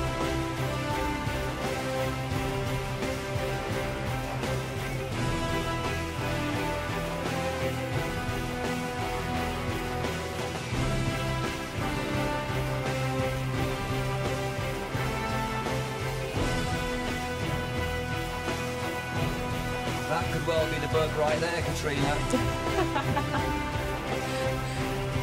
Well, that could be the helicopter, retired Royal Navy helicopter transformed into a whale with elegant motorised wings from an industrial fan and a cheeky aircraft tail. Maybe you as the viewers can decide as we enjoy this ceremony together.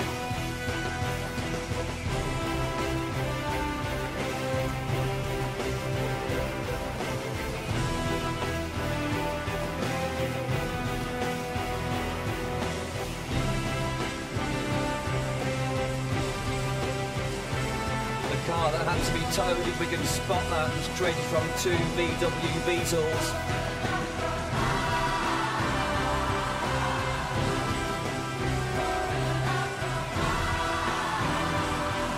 Now, if you do spot this steamship, it's driven, as I mentioned before, by 10-year-old Kitty Castledine, who's an aspiring actress. Following a viral infection 2 years ago, she now uses a wheelchair. Fantastic moment for young Kitty.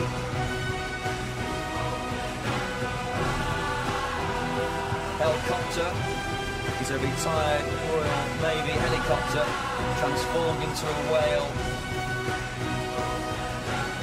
Elegant motorised wings from an industrial fan and a cheeky aircraft tail. What a great truck invasion that was. May the songs of the earth and of her people ring true. Hail to the festival of the flame, of root and branch, tooth and claw, fur and feathers, of earth and sea and sky.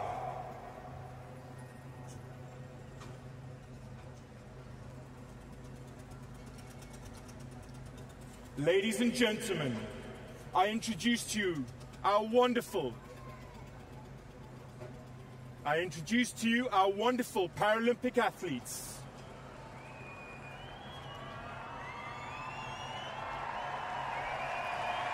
Ladies and gentlemen, the Wang Yung Dai Achievement Award to honour the triumph of human spirit.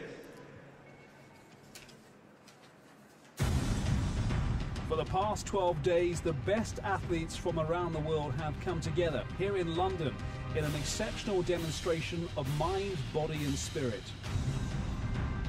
6 nominees have been selected for the Wang Yung Dai Achievement Award, and 2 will be awarded to those who best exemplify the spirit of the Paralympians.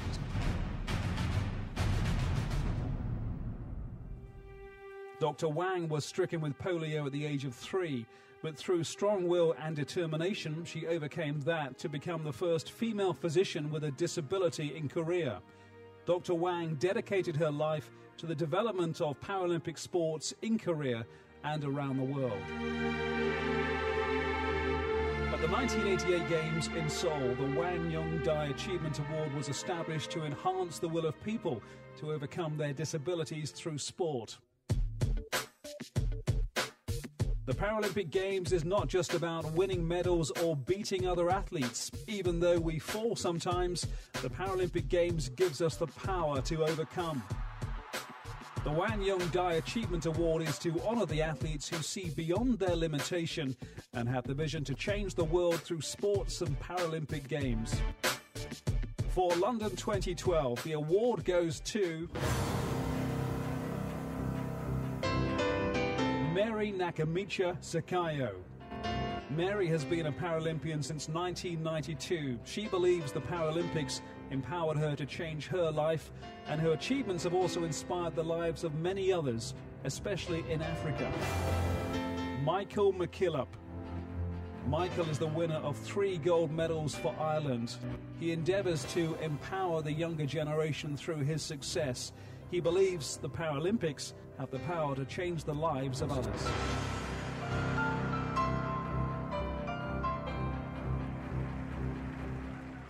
To present the award to the winners, Dr. Wang Yung Dai and Mr. Greg Harton, Vice President of the International Paralympic Committee.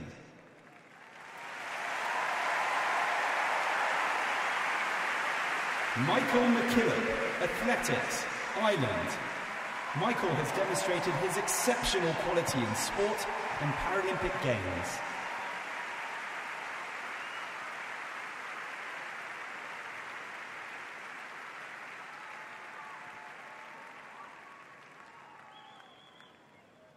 What an incredible moment for both of these athletes.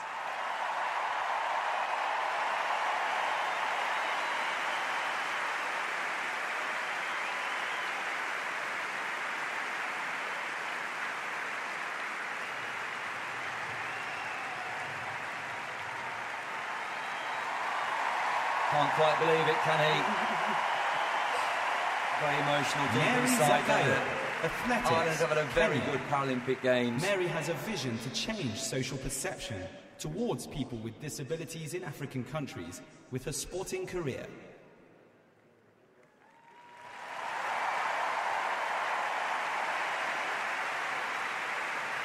And these are the ones you don't expect as an athlete. You know, you go out there to do your best to try and win gold medals, but when you get recognised with awards like this, unbelievable moment. It is about the recognition as well, so important that this should be the case.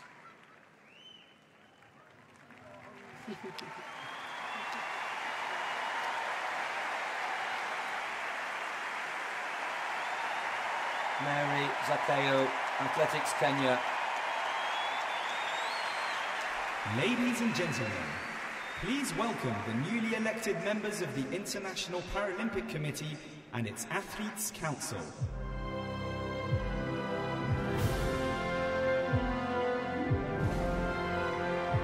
So 6 newly elected members of the IPC's Athletics Council will come onto stage right now. The IPC's Athletics Council represent athletes within the Paralympic movement and uphold their rights and obligations.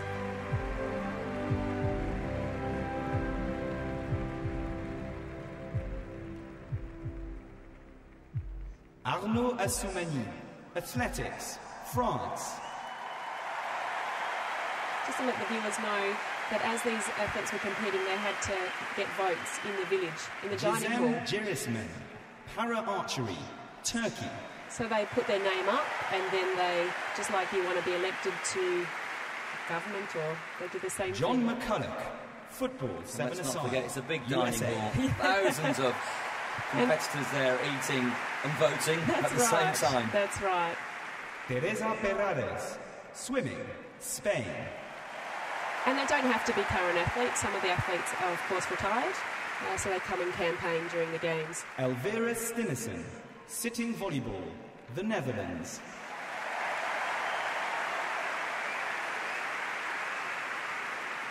Yu Chu Yi, Wheelchair Fencing, Hong Kong, China.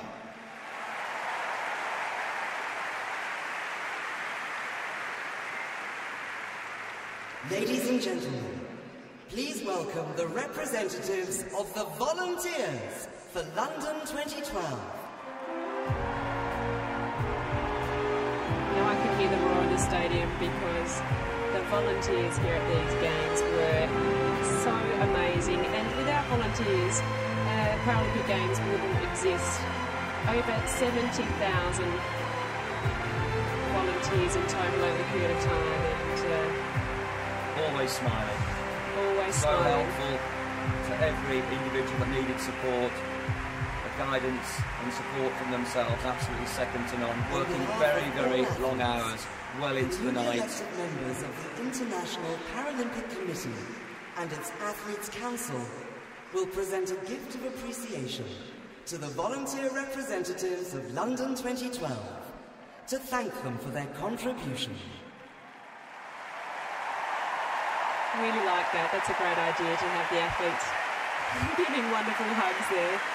It is so special with the volunteers. Over 70,000 over the Olympic and Paralympic Ladies and Games. gentlemen, the volunteers of London 2012. 6 athletes from 6 individual sports. And I must say I had the joy of commentating live for all of the events that Teresa Perales swam for Spain. Teresa Perales there on stage. Do you know there was more than 240,000 applications received for people to volunteer to be game makers at the London 2012 Games, and 100,000 people were interviewed, and then 70,000 got the job. And this is the moment I've been waiting for, in fact. If viewers know this band, this is Coldplay. And you were there for the rehearsals today. I was. Lift off this blindfold, let me see again, and bring back the water that your ship's rolling. In my heart she left the hole, and the tightrope that I'm walking just sways and ties.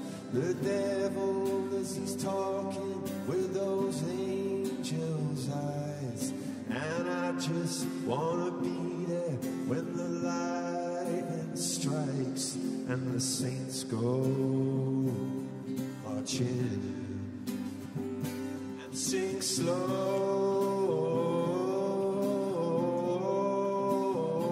way down through chaos as it swirls. It's us against the world.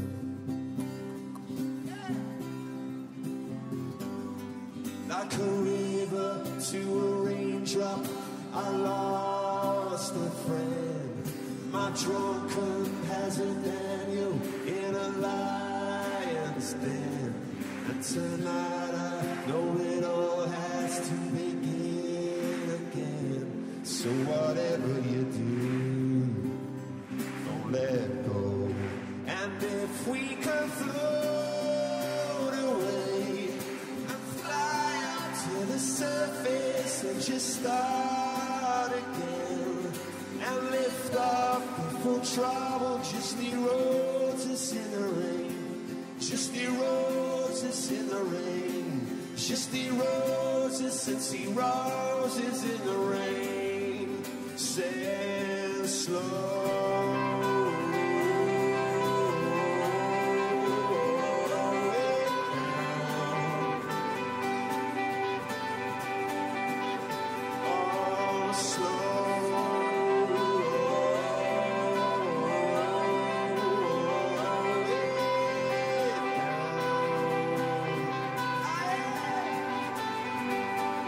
Coldplay here on the central Sundial stage as they introduce this section of the closing ceremony. Autumn is with us.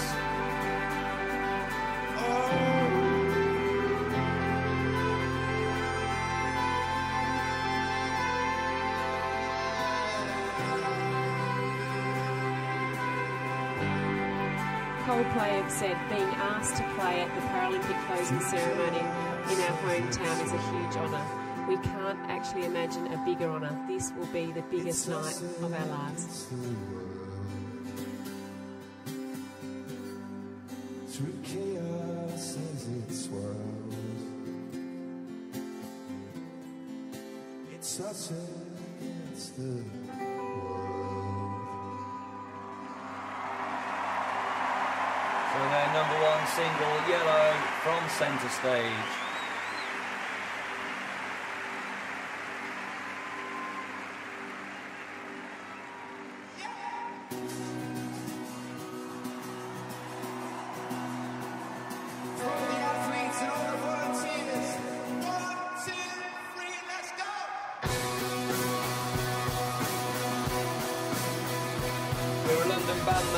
We met here, says lead vocalist Chris Martin. It's where we all record, rehearse and live. These games have been a chance to show London off to the rest of the world, and for us to watch loads of table tennis. That's what he said.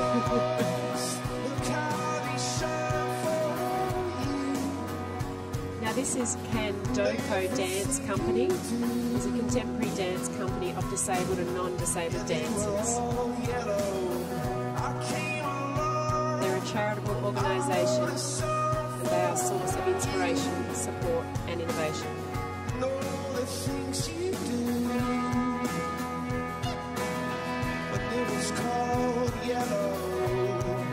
And I must apologise if I start singing because I love Coldplay and I love this song. Yellow is one of my favourites, absolutely right up there. On the top of my stack, I must say, at home. It was all yellow.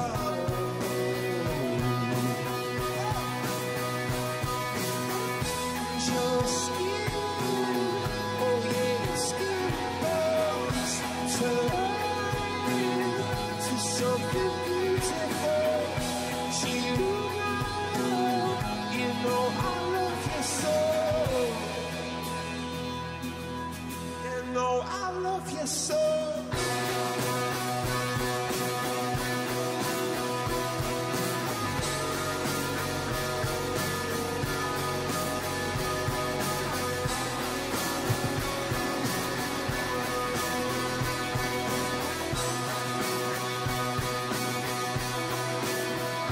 While Yellow is being performed here, a specially created flame dance features 12 members of the Kondoko and 12 flame dancers.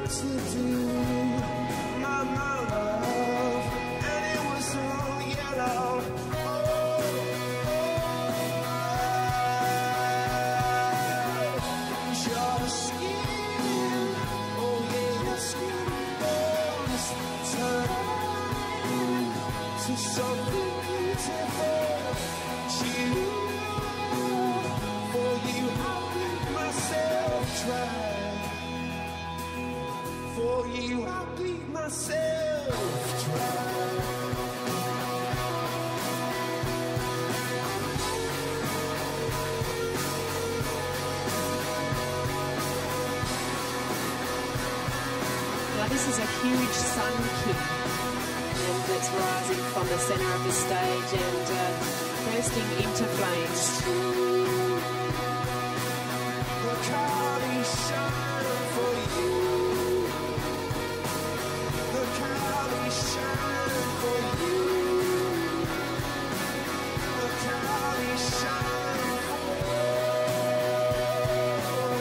Look how they shine for you. Look how they shine for you. Look how they shine. Look at the stars. Look how they shine for you. All the things that you do, they were all yellow.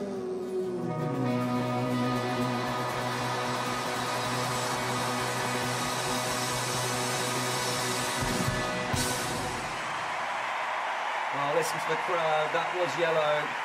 We had Up Against the World first of all. We'll now move into Up in Flames.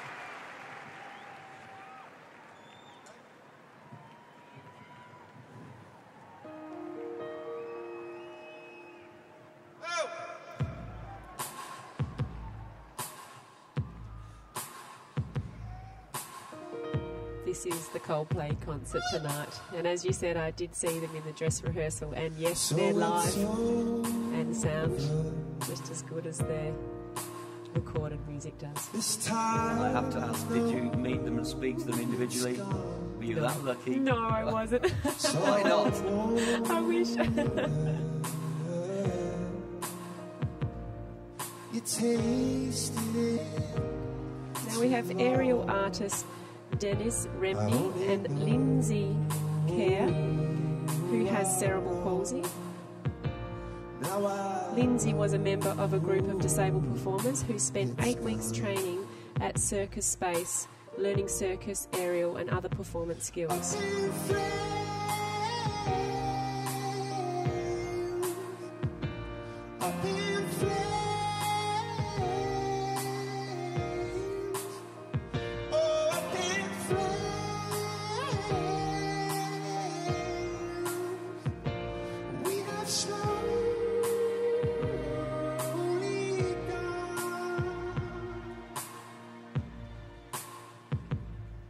so it's over.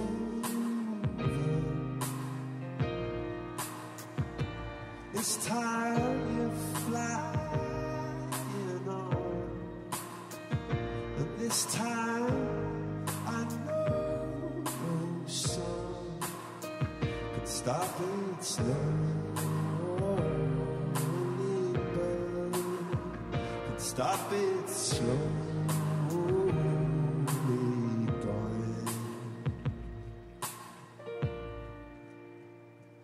up in flames,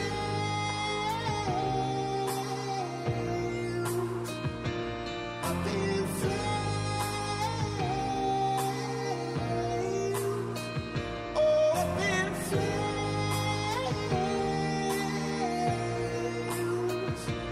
We are slowly gone up in flames,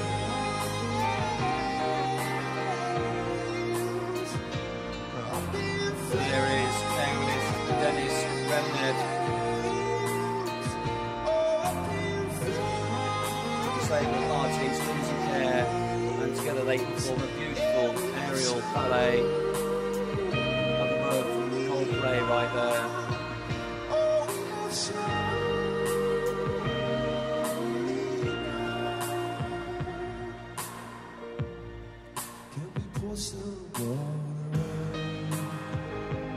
You know, we've seen athletes sweating all week, 11 days, and it's great to see the lead singer of Coldplay showing us how hard he works in his particular profession. But I must admit, today was about 28 degrees in London. It was a beautiful day, and it's perfect weather tonight for this closing ceremony.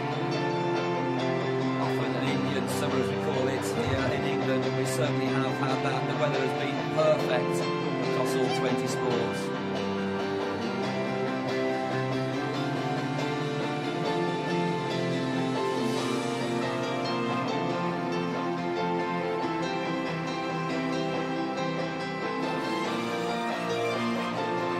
Paradise next for Coldplay.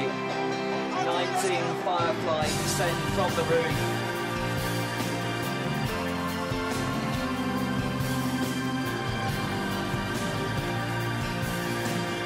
If you're a Coldplay fan, you would know that 4 of these 5 songs have come from Milo Zaloto album, the 2011 album, and maybe if you're not, there's a chance you might download it now.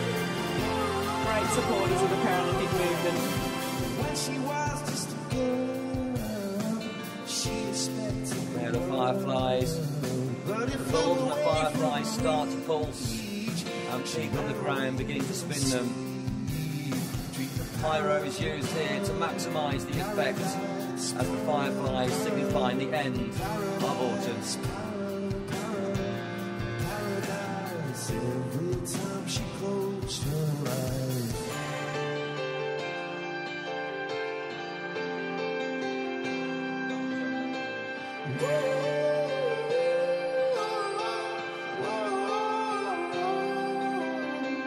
When she was just a girl, she expected the world, but it flew away from her reach. Bullets catching her teeth. Life goes on, gets so heavy. Real big butterfly. Every tear a waterfall. In the night, the stormy night, she closed her eyes. In the night, the stormy night, away she fly. Dream of paradise. Now fireflies have dazzled mankind for thousands of years. These small winged beetles are discussed by scientists and frequently appear in literature and poetry, and I think it's great to see them because I think our Paralympic athletes have dazzled mankind over the last 11 days, haven't they? Let's go.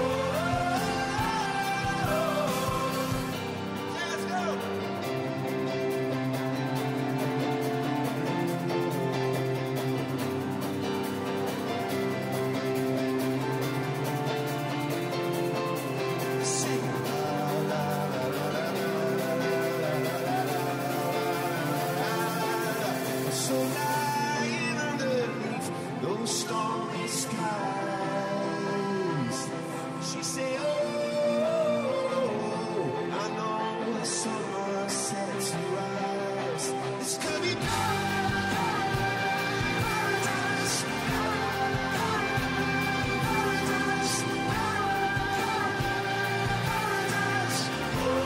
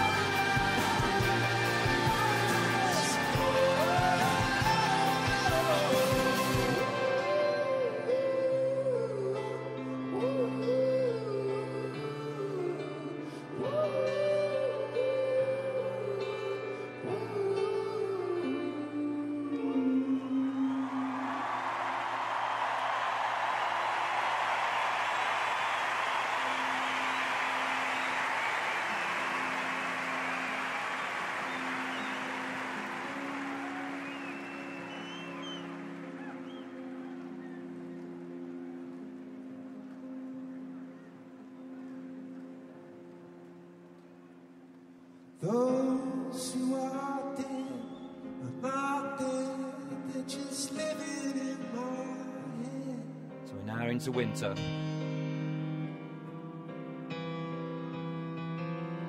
Since I fell for that spell, I am living there as well. Oh, time is so short, and I'm sure there must be something wrong.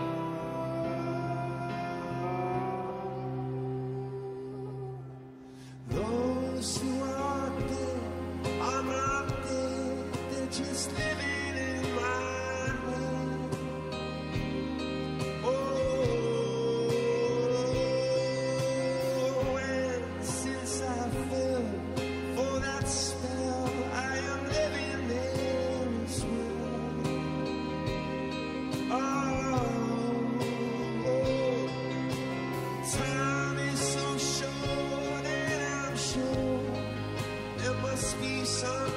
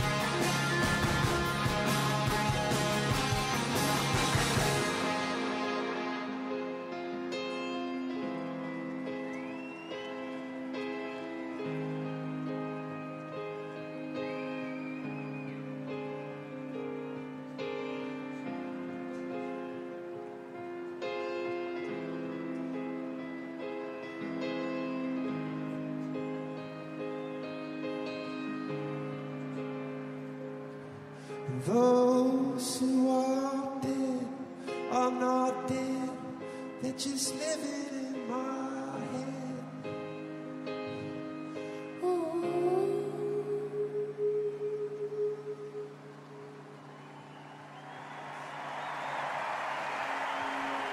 Now that is the Snow Queen, Victoria Modesta, 24-year-old lower leg amputee, model and singer-songwriter. And as I mentioned, she was the Snow Queen.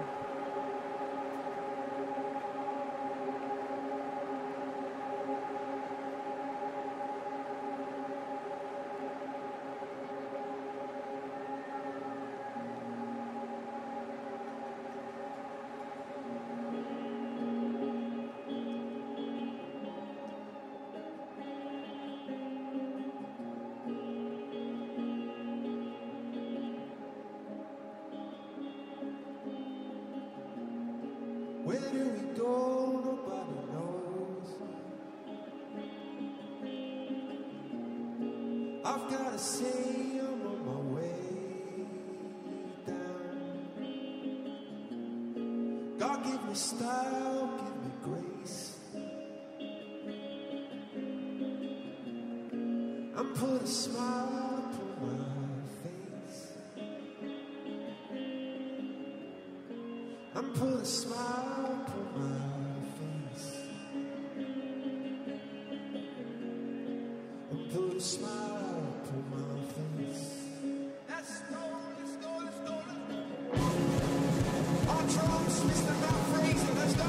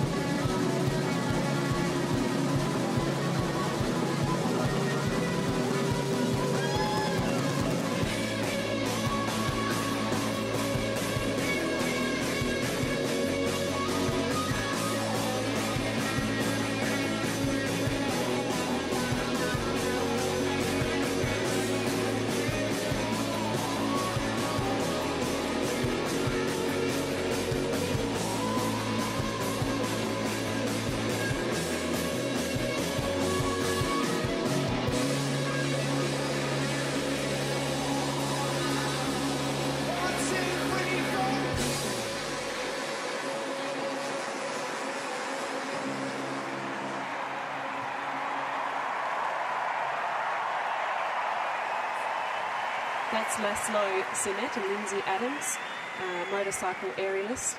He's one of the most skillful high-wire artists in the world and has toured the world and performed at many prestigious venues, including Cirque du Soleil, La Nouba. Now, Lindsay had her left leg amputated above the knee in August 2010.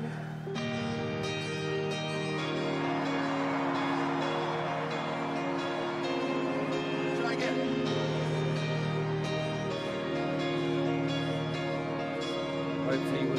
Matt Fraser on the drums, who was born with short arms. He's a musician, an actor and performance artist. He's been a professional drummer for over 25 years and was approached by Chris Martin about performing Coldplay this evening. What a night for him.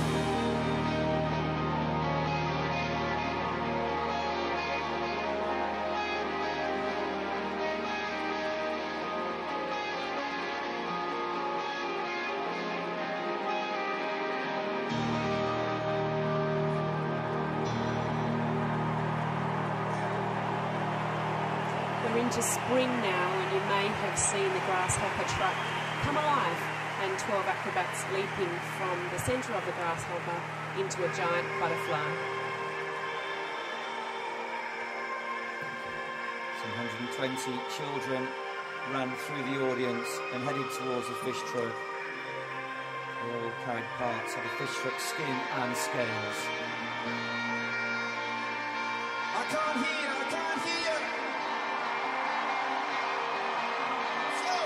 They attached those parts through the truck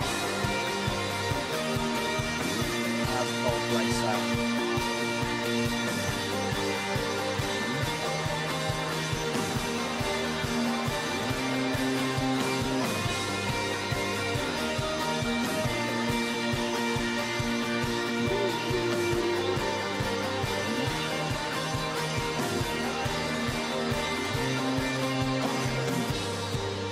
stole the key.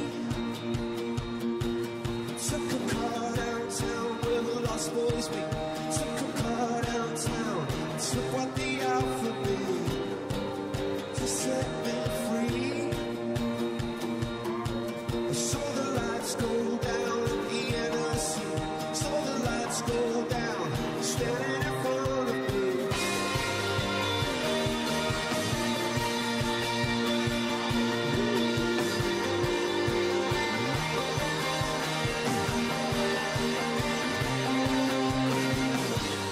In my scarecrow dreams, when they smash my heart into smithereens, hear bright red roads come busting the concrete. Be a cartoon heart. Oh, and light a fire, fire, smoke. Light a fire, a flame in my heart. Run wild. Oh, you go in the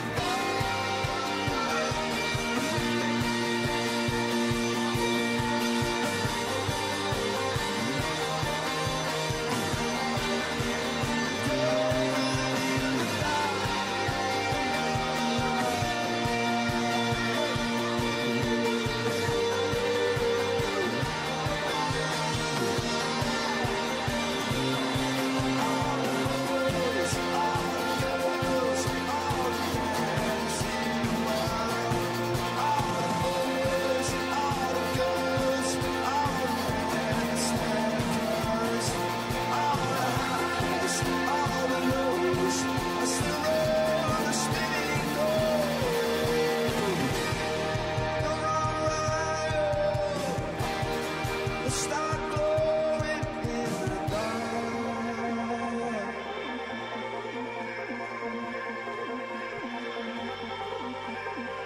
The fish is now alive as the net rises around the fish. The car kicks decorate the truck to its full glory and give it its life. Make some noise, make some noise.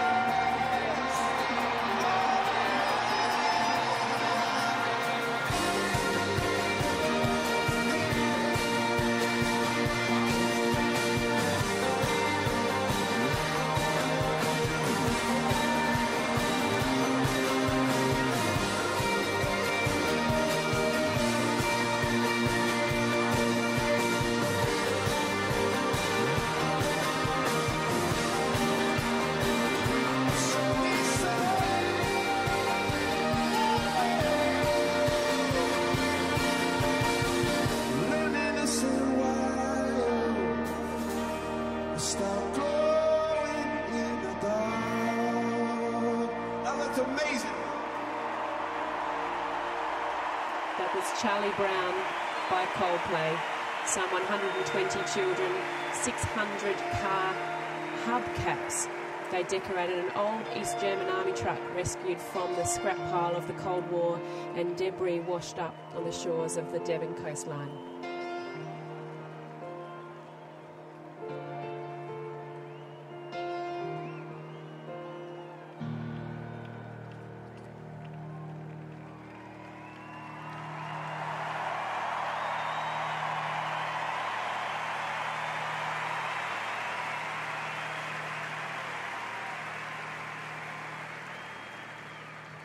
The stadium is teeming with life and spring is truly here. Someone very special will be revealed on stage very soon.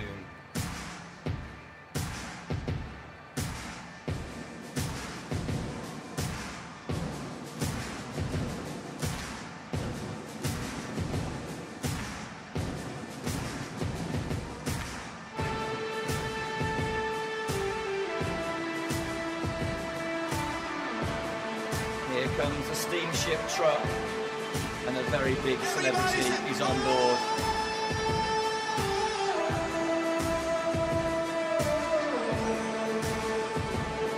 The steamship truck travels round the track, followed by a procession of large flags. Somebody ran away, saying fast as I can.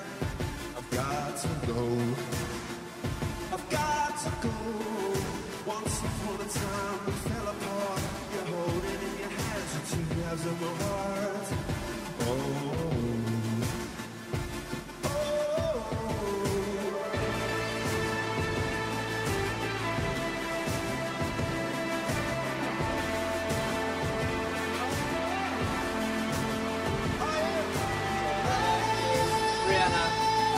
Rihanna performing with Coldplay.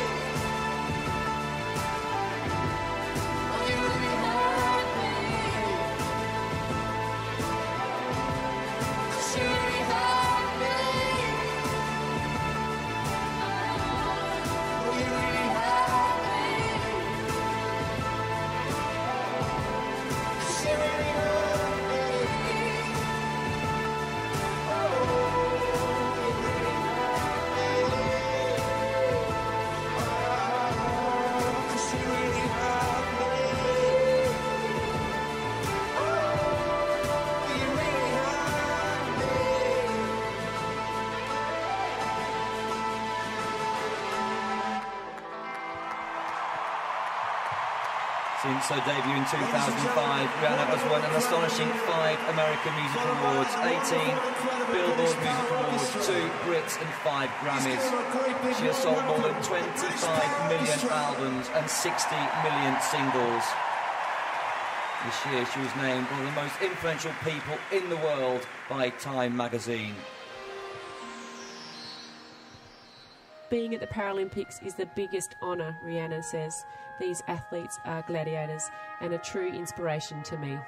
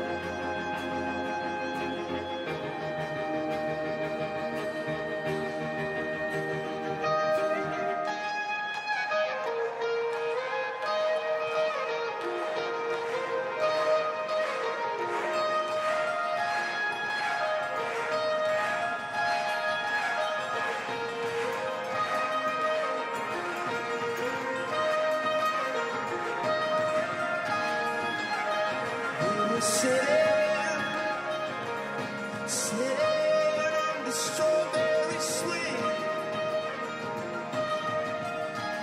Every moment brought celebrations.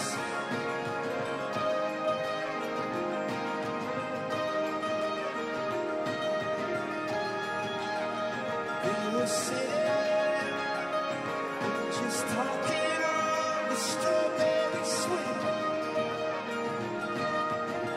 When everybody was still fighting, wouldn't wanna waste a thing. A cold, cold wind, bring me round. Now my feet won't touch the ground. A cold, cold wind, wash away. When it's such a perfect day. It's such a perfect day. I remember we were walking up to Strawberry Swing. I can't wait till the morning. I just wanna hear you sing. People moving all the time inside a perfectly straight line. Don't you want to just curve away when it's such a perfect day. Oh, it's such a perfect day.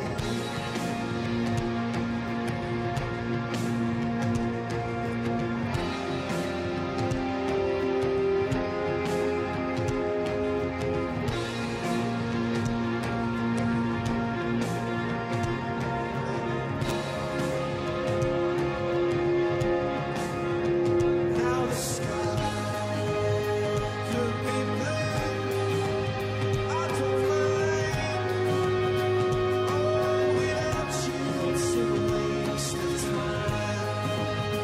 Could be blue, could be gray. Oh, without you just miles of sky. Could be blue, I don't mind. Oh, without you it's a waste of time. Could be blue, could be gray. Without you just miles away.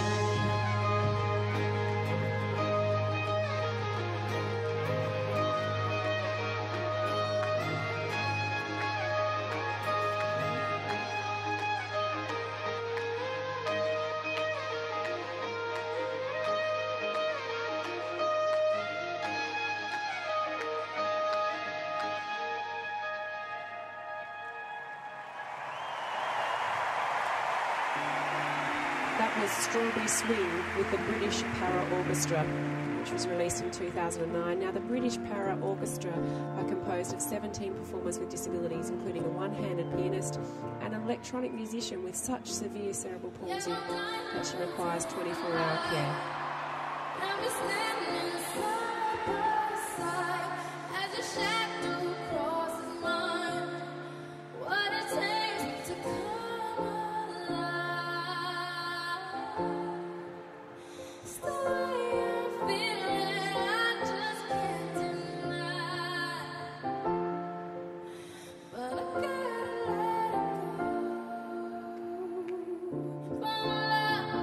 Hopeless place.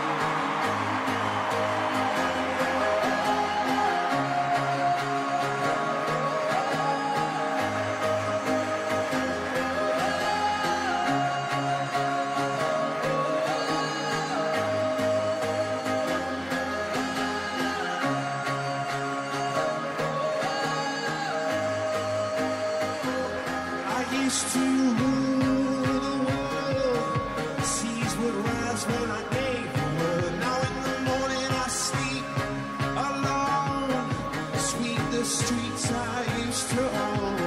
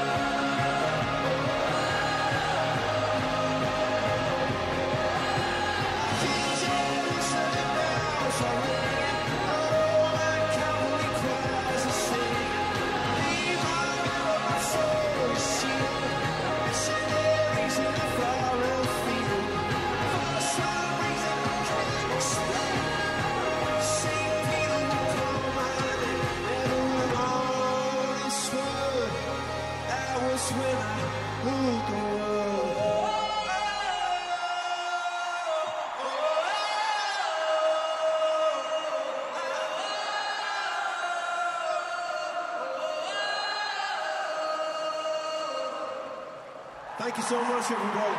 Viva la vida there with aerialist Dennis Demnev, performing with 6 maypoles and 8 carousel creatures. Yeah, signifying a celebration of summer. Anthem, performed by the British Para Orchestra. Now we have the Paralympic anthem, performed by the British Para Orchestra.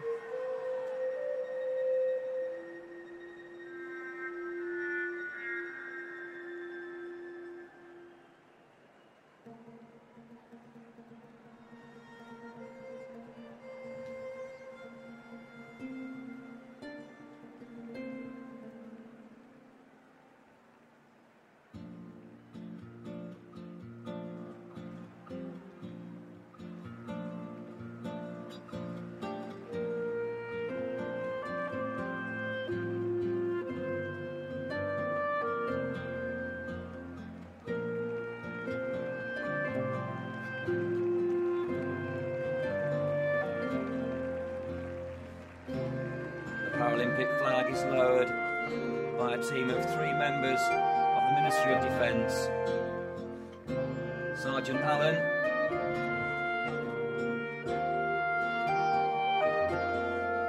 Helmsman Belderillo and Flight Lieutenant Stedham.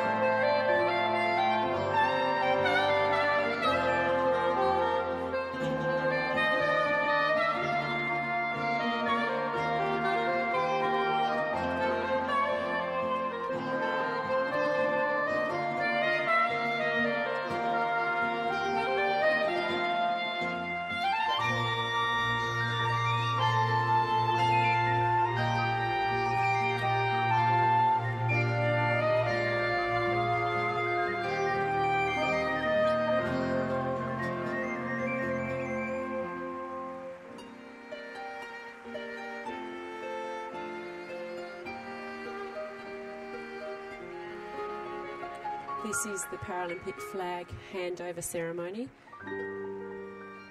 We'll see the flag be taken to the Mayor of London, Boris Johnson. It'll be then passed to the President of the International Paralympic Committee, Philip Craven, who entrusts it to the Mayor of Rio de Janeiro, Eduardo Paes.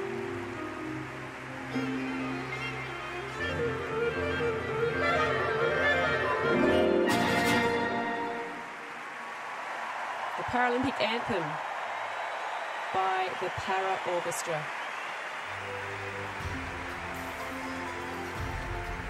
Please welcome the President of the International Paralympic Committee, Sir Philip Craven, accompanied by the Mayor of London, Boris Johnson, and the Mayor of Rio de Janeiro, Eduardo Paes, for the Paralympic flag handover ceremony.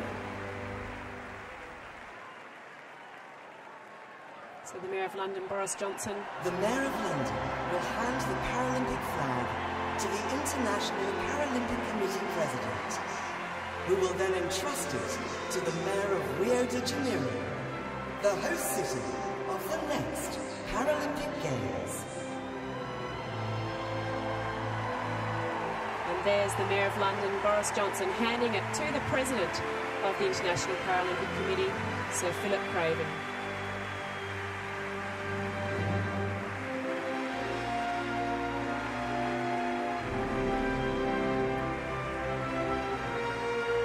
Is now entrusting it to the Mayor of Rio de Janeiro, Eduardo Paes.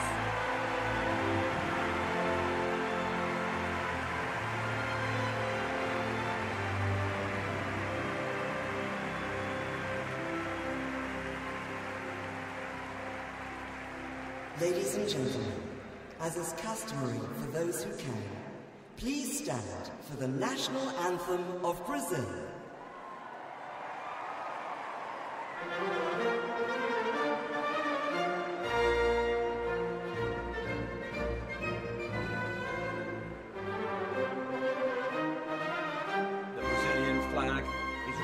By a team of 3 members of the Ministry of Defence: Chief Petty Officer Grove, Corporal Lana and Flying Officer Price.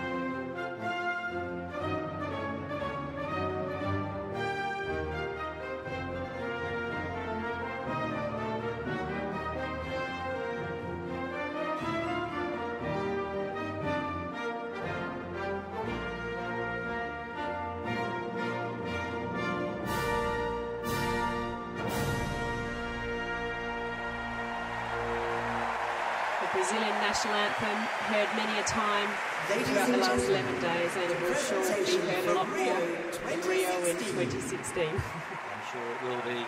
the most successful swimmer in the pool, Daniel Diaz, not just from Brazil but from all swimmers across 75 nations. Brazil having a tremendous Paralympic Games here in London 2012.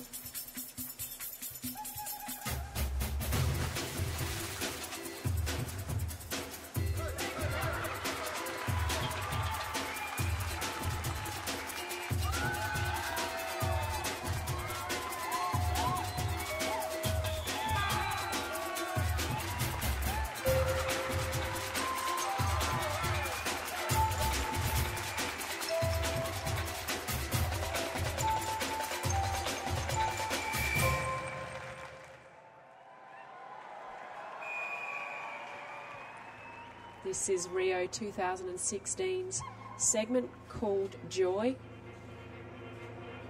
If there is a national vocation in Brazil, it is joy.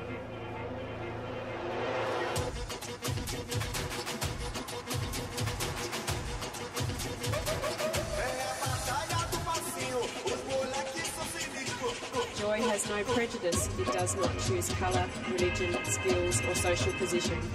Joy is the property of all and each Brazilian. It is stronger than anything. Joy unites and strengthens us.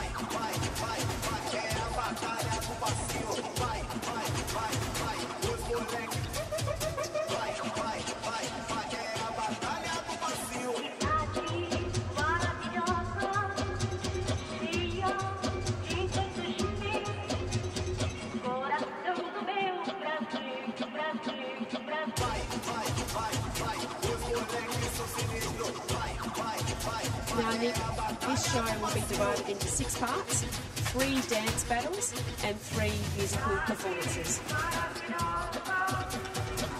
The Rio 2016 artistic segment alternates musical performances by Brazilian pop stars with playful dance battles by groups who include disabled and non-disabled dancers in a playful, joyful celebration.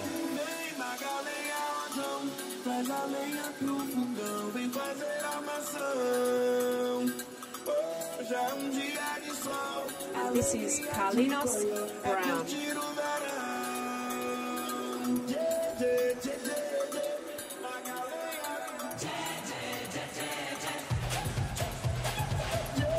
Carlinhos is a musician and producer and is one of the most creative and innovative artists in the Brazilian music scene.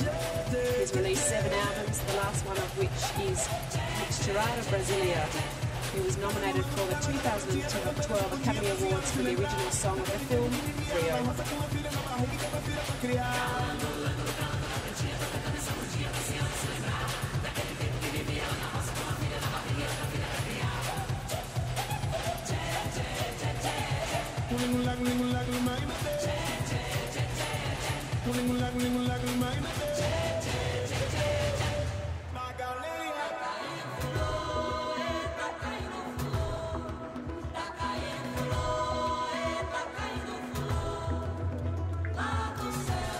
Here's our second battle. Carlinhos is not sure what's going on. He's fading into the background as our next second battle comes on. Parafuso versus Frevo.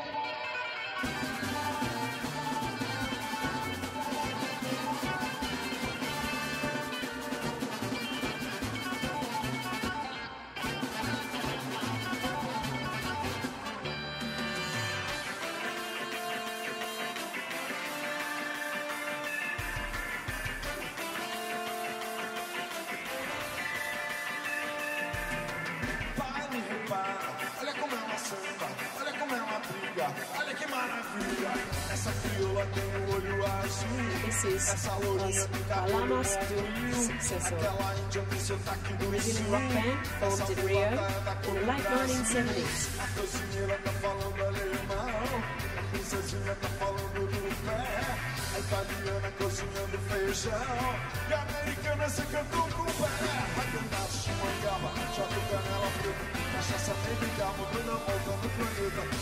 presidente trazendo a solução. Livre pra comida, prato pra educação antecipar e limpar. Olha como é uma samba, olha como é uma briga, olha que maravilha!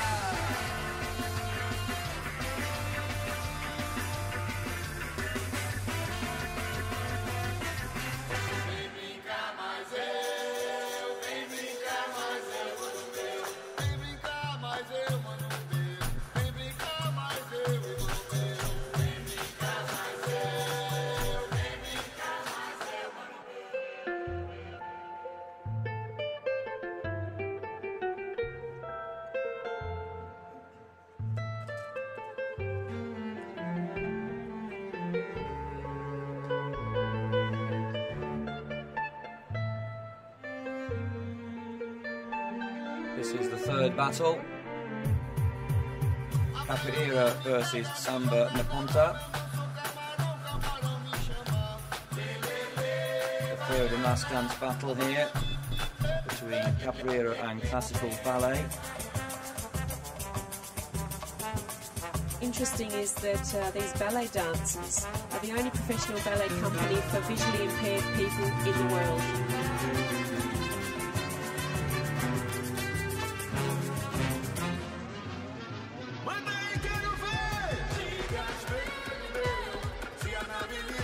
They're accompanied by Roberto Marques, internationally renowned Brazilian ballet dancer.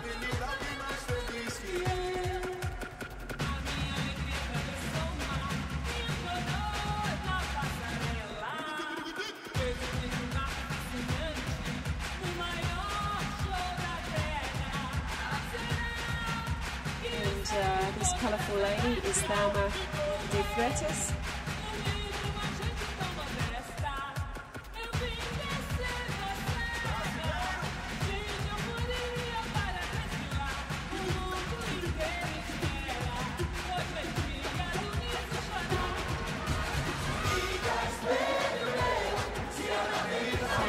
Brazilian actress, singer, songwriter, record producer and dancer.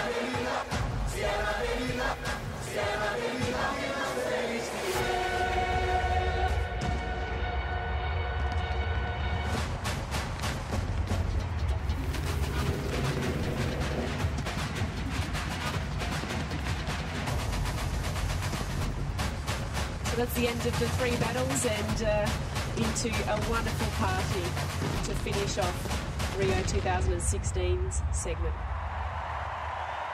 A taste of what we may see and experience in Rio in 4 years' time. Ladies and gentlemen, please welcome the chairman of the organising committee of the London 2012 Olympic and Paralympic Games, Sebastian Kerr, and the president of the International Paralympic Committee, Sir Philip Craven.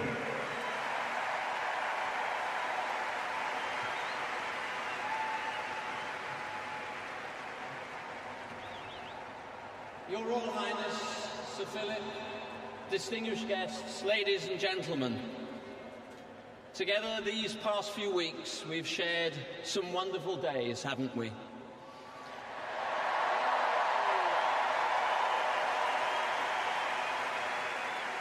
Days where incredible people have performed feats we hardly thought possible.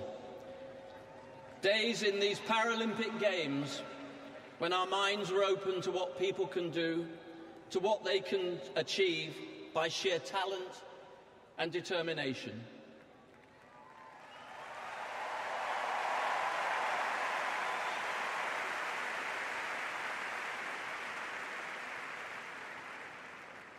And I want to share with you two stories from these days.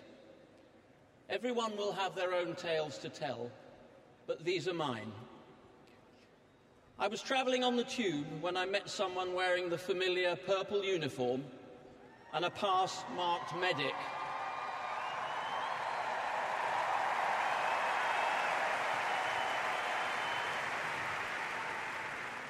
A games maker.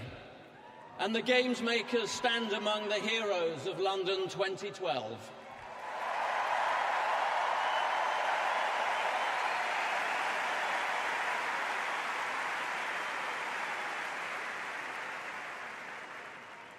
we began talking.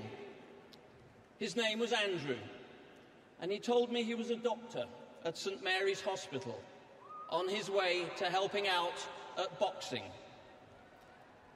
But when I tried to thank him, he wouldn't let me. He said he was the one who wanted to do the thanking. And as we did a very British dance over who should thank who, he suddenly cut through all the politeness and said, "I was on duty on 7/7, that awful day. For me, this is closure. I wasn't sure."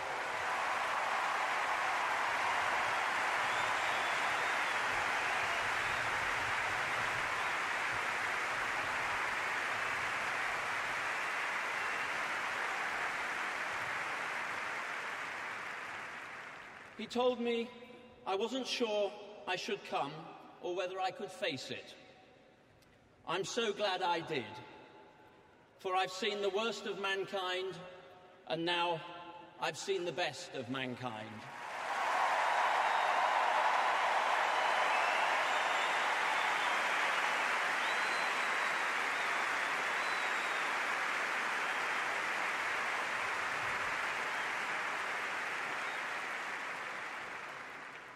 Just a few days later, I met Emily, a games maker at the Paralympic Games. She talked of what the Games meant for her and what participating in wheelchair basketball means to her.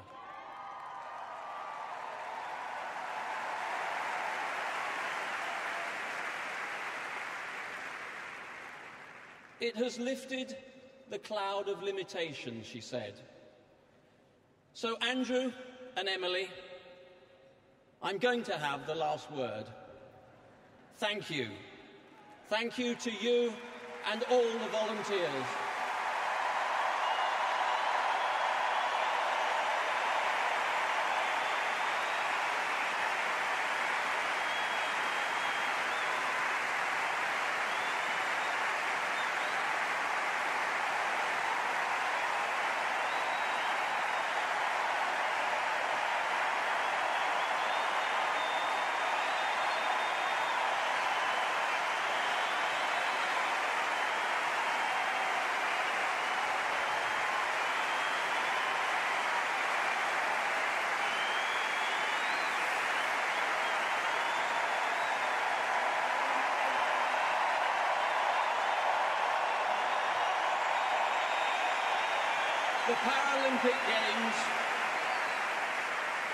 The Paralympic Games has set new records every day. Sporting records, records for crowds, for television audiences, for unbridled spirit. In this country, we will never think of sport the same way, and we will never think of disability the same way.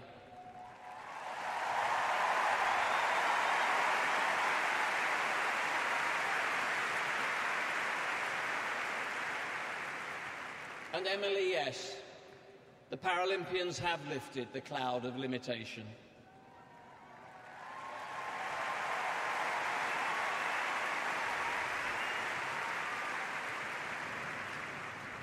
Finally, there are some famous words you can find stamped on the bottom of a product. Words that when you read them, you know, mean high quality, mean skill, mean creativity. We've stamped those words on the Olympic and Paralympic Games of London 2012. London 2012, made in Britain.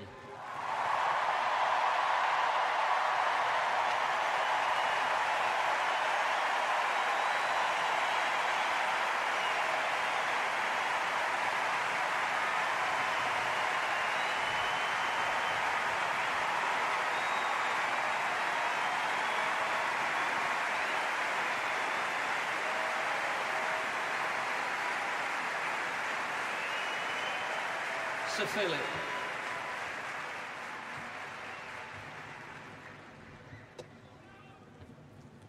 Thanks, Seb. Your Royal Highness, athletes, officials, games makers, distinguished guests, Paralympic sports fans from all over the world, these have been, quite simply, amazing Paralympic Games.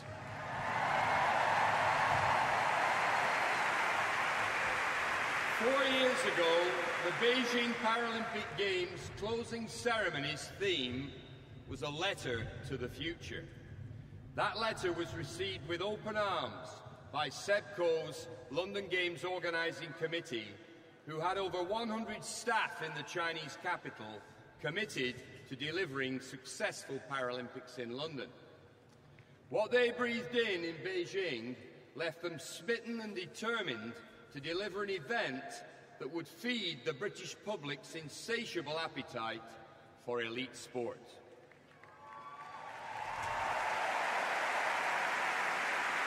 By building a giant theme park for sport in East London, designed to attract the world's best athletes, the Olympic Delivery Authority and LOCOG have helped inspire a generation.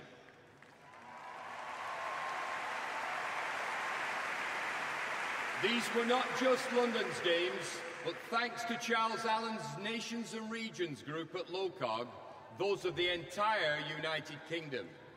Buoyed by the medal success of a host nation, this country has enjoyed a real feel-good factor like never before.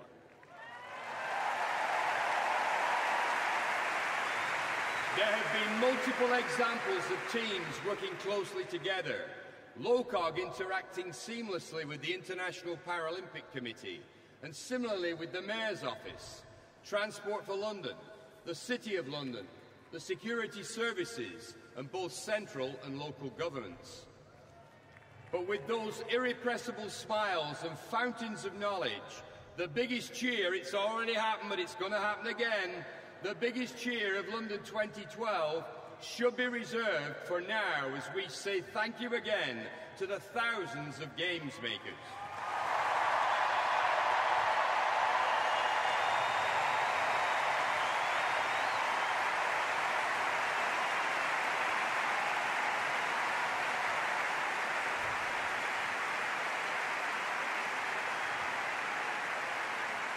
Similarly, thanks to all international and national technical officials and classifiers.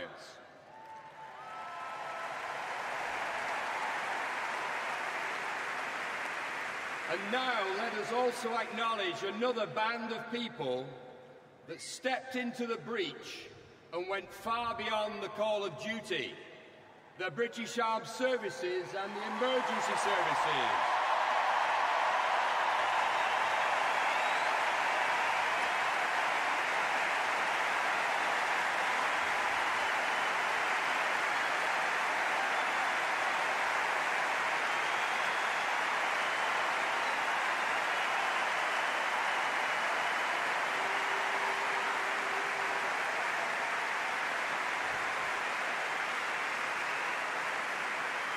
The compact and excellent Paralympic Village became home from home and launched 4,250 athletes into orbits of achievement which had no limits.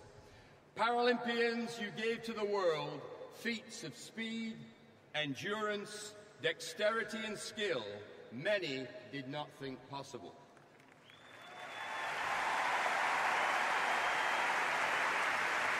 You led the world's media to wax lyrical over your performances and left millions of Paralympic sports fans to create what Boris Johnson said to me last week, a wall of noise in the venues, hungry and desperate for more.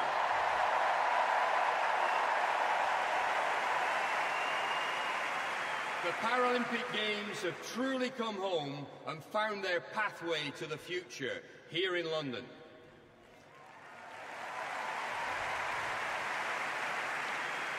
The Paralympic spirit, which saw its first sparks of life in Stoke Mandeville some 64 years ago, has followed a supercharged and surreal existence over the last 12 days. This has made the London 2012 Paralympic Games unique, and without doubt, in my mind and those of the athletes, the greatest Paralympic Games ever.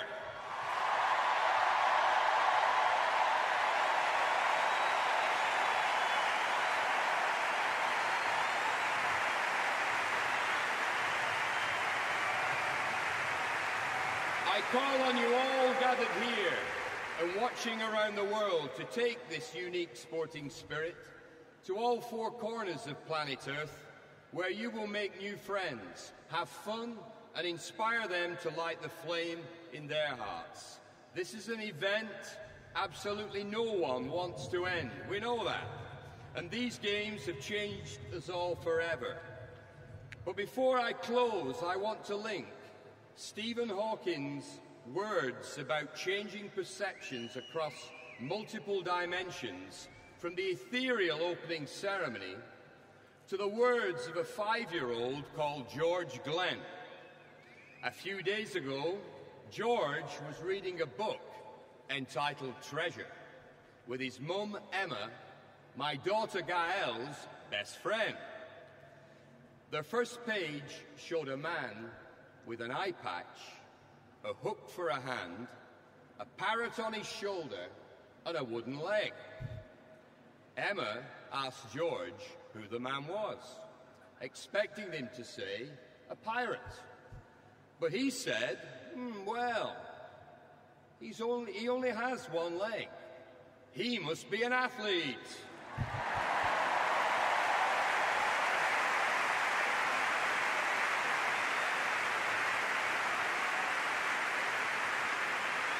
Kids just get it. Now, thanks to the amazing performances we've seen here, we all do.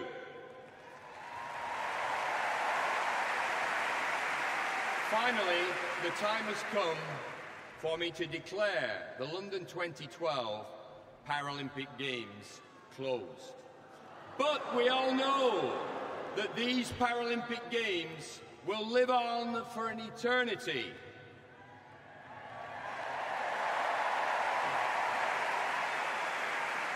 I call upon Paralympic athletes from all over the world to meet in Rio de Janeiro in 4 years' time, where once again you will inspire and excite the world with your sporting excellence.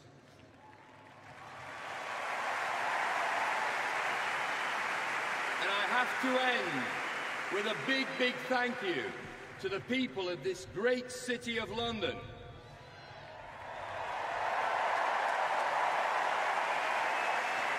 And to the entire population of the United Kingdom. Thank you. So to summarise the speech thereof, Sir Philip Craven, President of the International Paralympic Committee, an amazing Paralympic Games, fueling elite sport. It was inspirational, had an unprecedented feel-good factor across speed, endurance, dexterity and skill, presenting and giving a wall of noise and a pathway to the future, the greatest Paralympic Games ever. Now to extinguish the flame. Johnny Peacock and Ellie Simmons.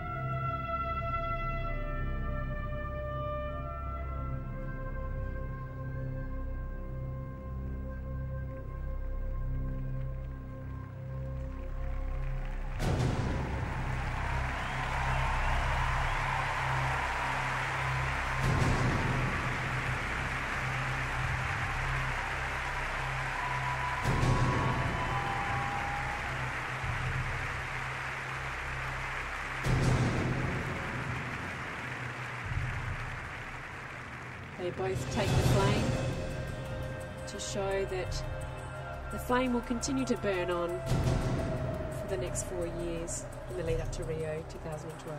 It's 2016.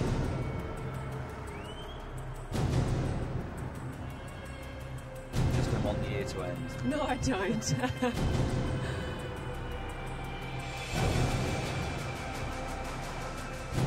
So track gold medalists here, swimming gold medalists here. Ellie Simmons, one of the most successful female swimmers in the aquatic centre, defending her title successfully. 17 years of age now. The youngest competitor, just 13 years of age, 4 years ago. And she will certainly be around in Rio, if not beyond.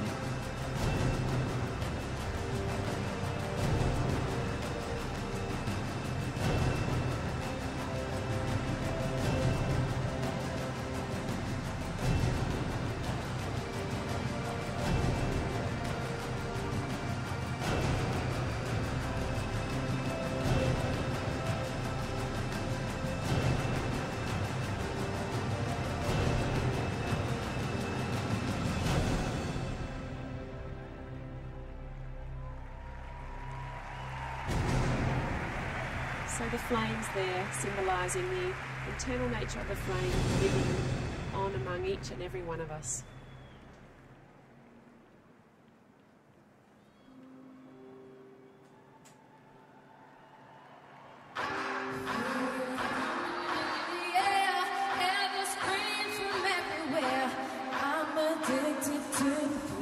There's Jay-Z and Rihanna now on stage as the flames have been shared amongst the cast.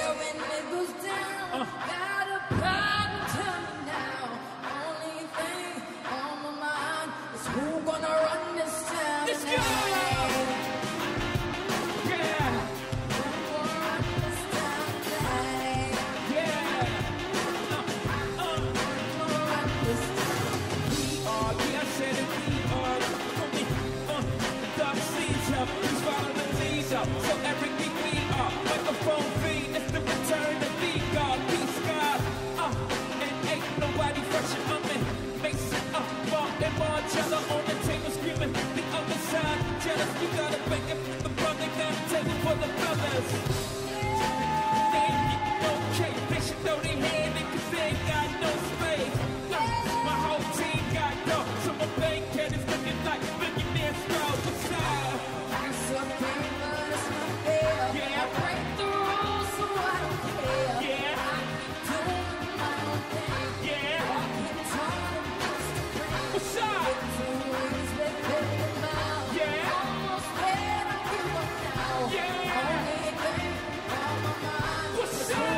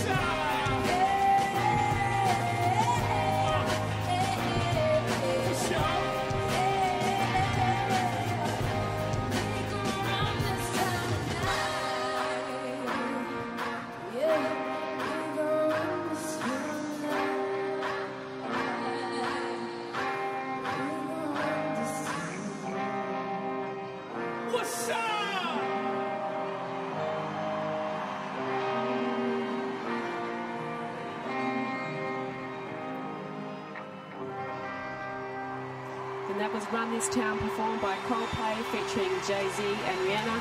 The second single from Jay-Z's album, The Blueprint 3. The original version features Rihanna and Kanye West. How y'all feeling tonight, London?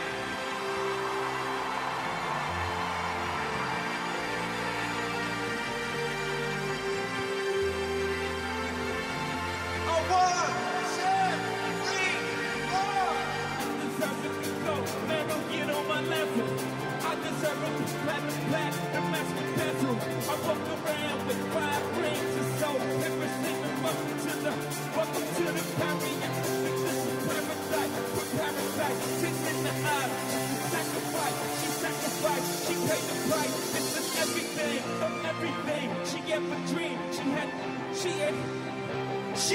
team. From the projects to the podium, accepting awards with my rolling yarn, getting gold medals with my grill man. She see more because all y'all see is a villain. More belts to bounce. Merry Christmas, my presence is out. Gold medals around my throat. You can take everything, it's in my home, but reach it. We reach it. We reach it.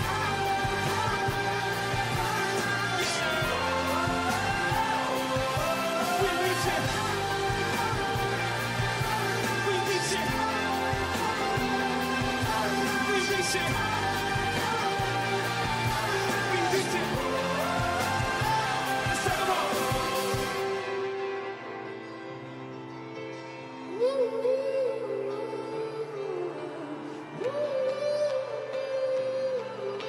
It's been an honor, London.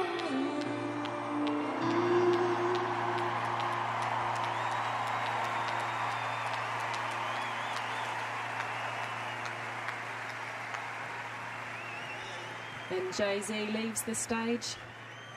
Coldplay. Thank you so much, everybody. Before we play this second to last song, we've been asked, and it's our honour to say, please could you give a round of applause with us for all of the incredible athletes around on the pitch and people who've already left to go home. It's been unbelievable to watch you all perform, and it's such an honour to perform in front of you, so thank you so much.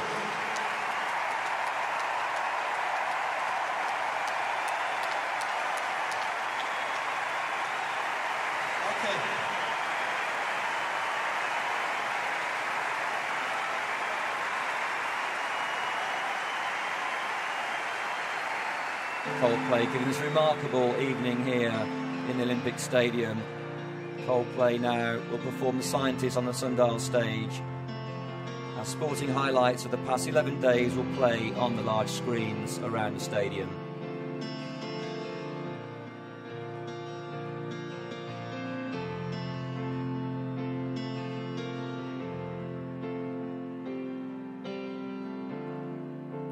Come up to meet you, tell you I'm sorry. You don't know how lovely you are. I had to find you to tell you I need you, tell you I set you apart. Tell me your secrets, ask me your questions, or let's go back to the start.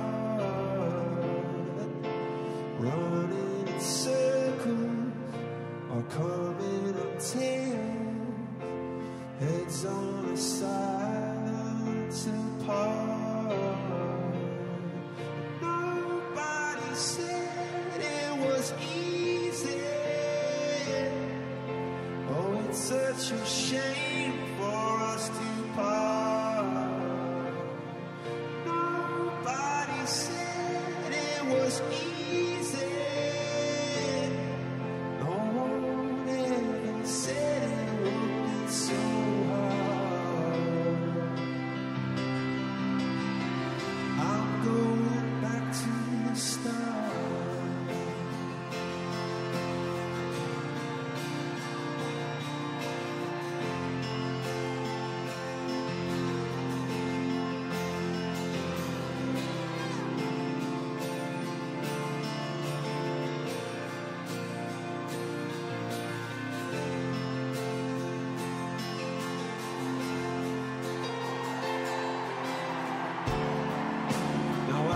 Just guessing the numbers and figures.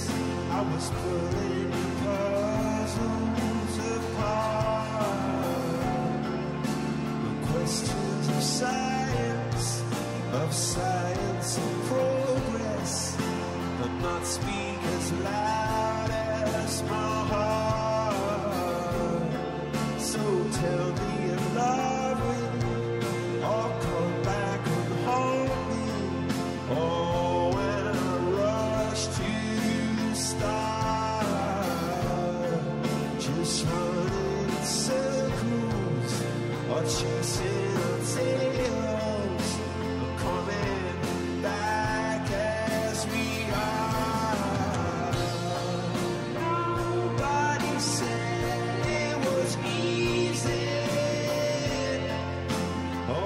such a shame for us to part.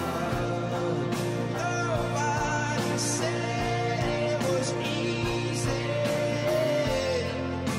No one ever said it would be so hard.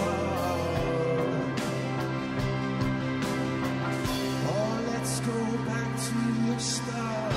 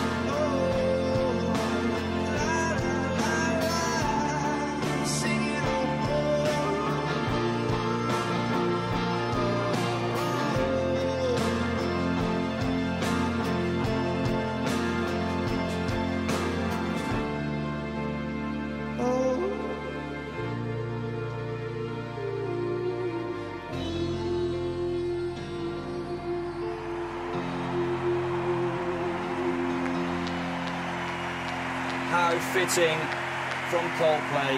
No one said it was easy. As we saw the dramatic pictures, live pictures that were brought to you across 11 days, made by Dave Cheeseman, the production director here at Paralympic Sports TV, PSTV. He was stressed indeed. He wanted those pictures to be perfect, and they certainly were, and shared with us all the remarkable moments that these athletes have shown and given us across this Paralympic Games London 2012. Thank you, Jay. Thank you, Ray. This is the last song by Coldplay. Every teardrop is a waterfall.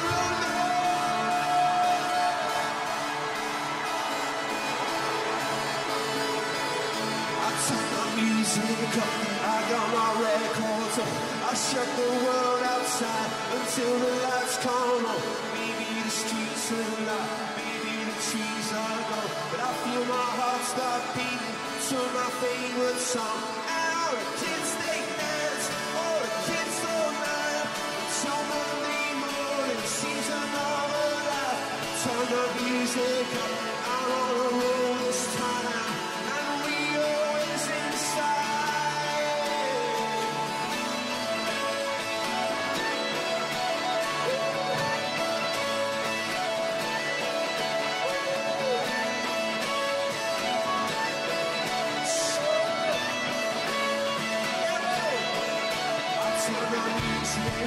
I got my records on, from underneath the rubble, sing a rebel song. Don't wanna see another generation drop, just wanna feel another generation reach the top. Maybe I'm in the black, maybe I'm on my knees. I'm in the gap between the two trapezes. My heart is beating, my pulse is starting. Cathedrals in my heart as we this night. Hey, I swear you emerged thinking to tell me it's alright as we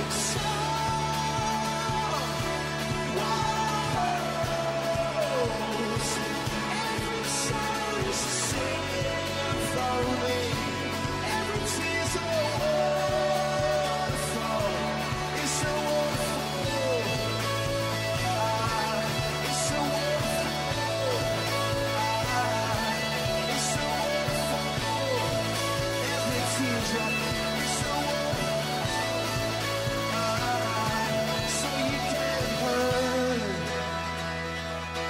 hurt me bad, but still I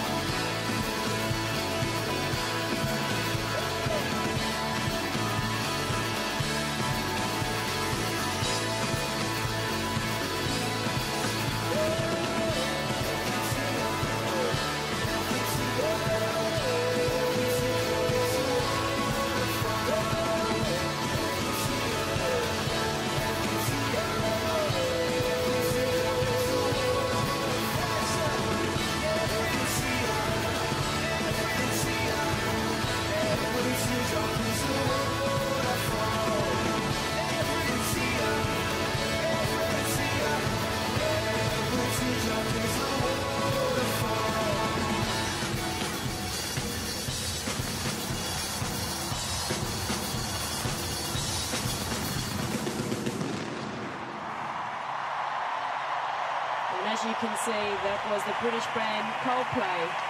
Chris Martin, the lead vocalist, Johnny Buckland, lead guitar, Guy Berryman, bass, and Will Champion on the drums. How incredible they were. They loved every moment of it. I even saw the Agitos single in Chris Martin's jeans. That final segment, we saw release of fountains of water from the stage to symbolise the final extinguishing of the Paralympic flame. And here are the fireworks. Throughout history, fire has been seen as a symbol of beginnings and ends. As this celebration comes now very close to the end of a remarkable festival here, the Festival of the Flame. We have seen an extraordinary celebration of the journey that began 7 years ago when London was announced as the host city for the Olympic and Paralympic Games. Comes to a joyous and spectacular end tonight.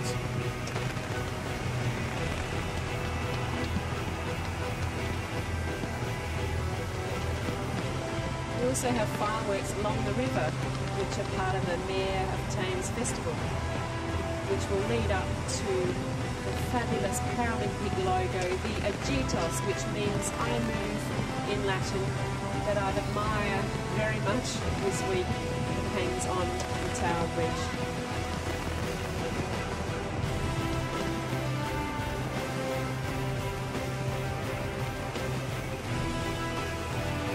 In a nation that's famous for festivals, from harvest festivals to music, comedy and film festivals, we've long enjoyed the shared experience of coming together to give thanks, celebrate creativity and look forward to the pleasures that lie ahead.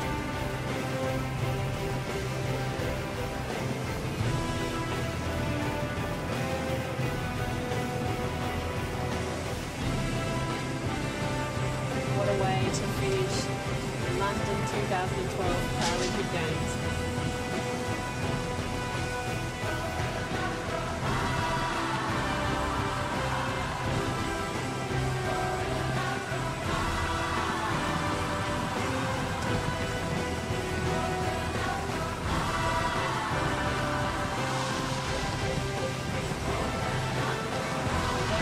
The Agitos, the Paralympic logo that hangs from the beautiful Tower Bridge in London.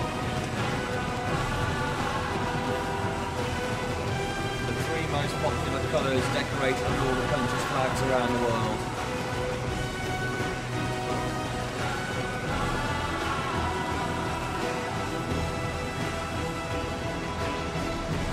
That last image is a projection of the Houses of Parliament. Thank you, London. Thank you, UK.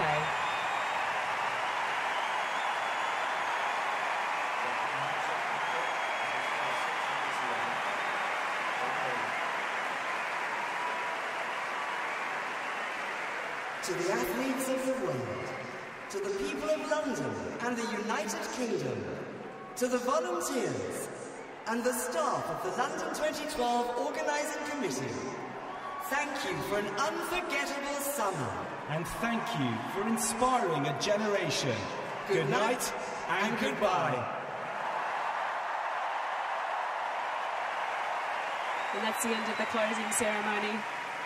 Thank you for inspiring a generation, they just said, as the spectators, the athletes will now leave the stadium. I'm sure we'll enjoy a big party in the City of London. I'm sure they will, Katrina. The night is still young for lots of people right there, right now. It really has been a splendid evening here in the Olympic Stadium. Full to the rafters, 84,000 people, all run to absolute time, tick-tock timing here. And everybody has really enjoyed a splendid evening. I couldn't have been more delighted to see Coldplay there, one of the world's most best-selling music artists and acts. It was a great act tonight, a great concert.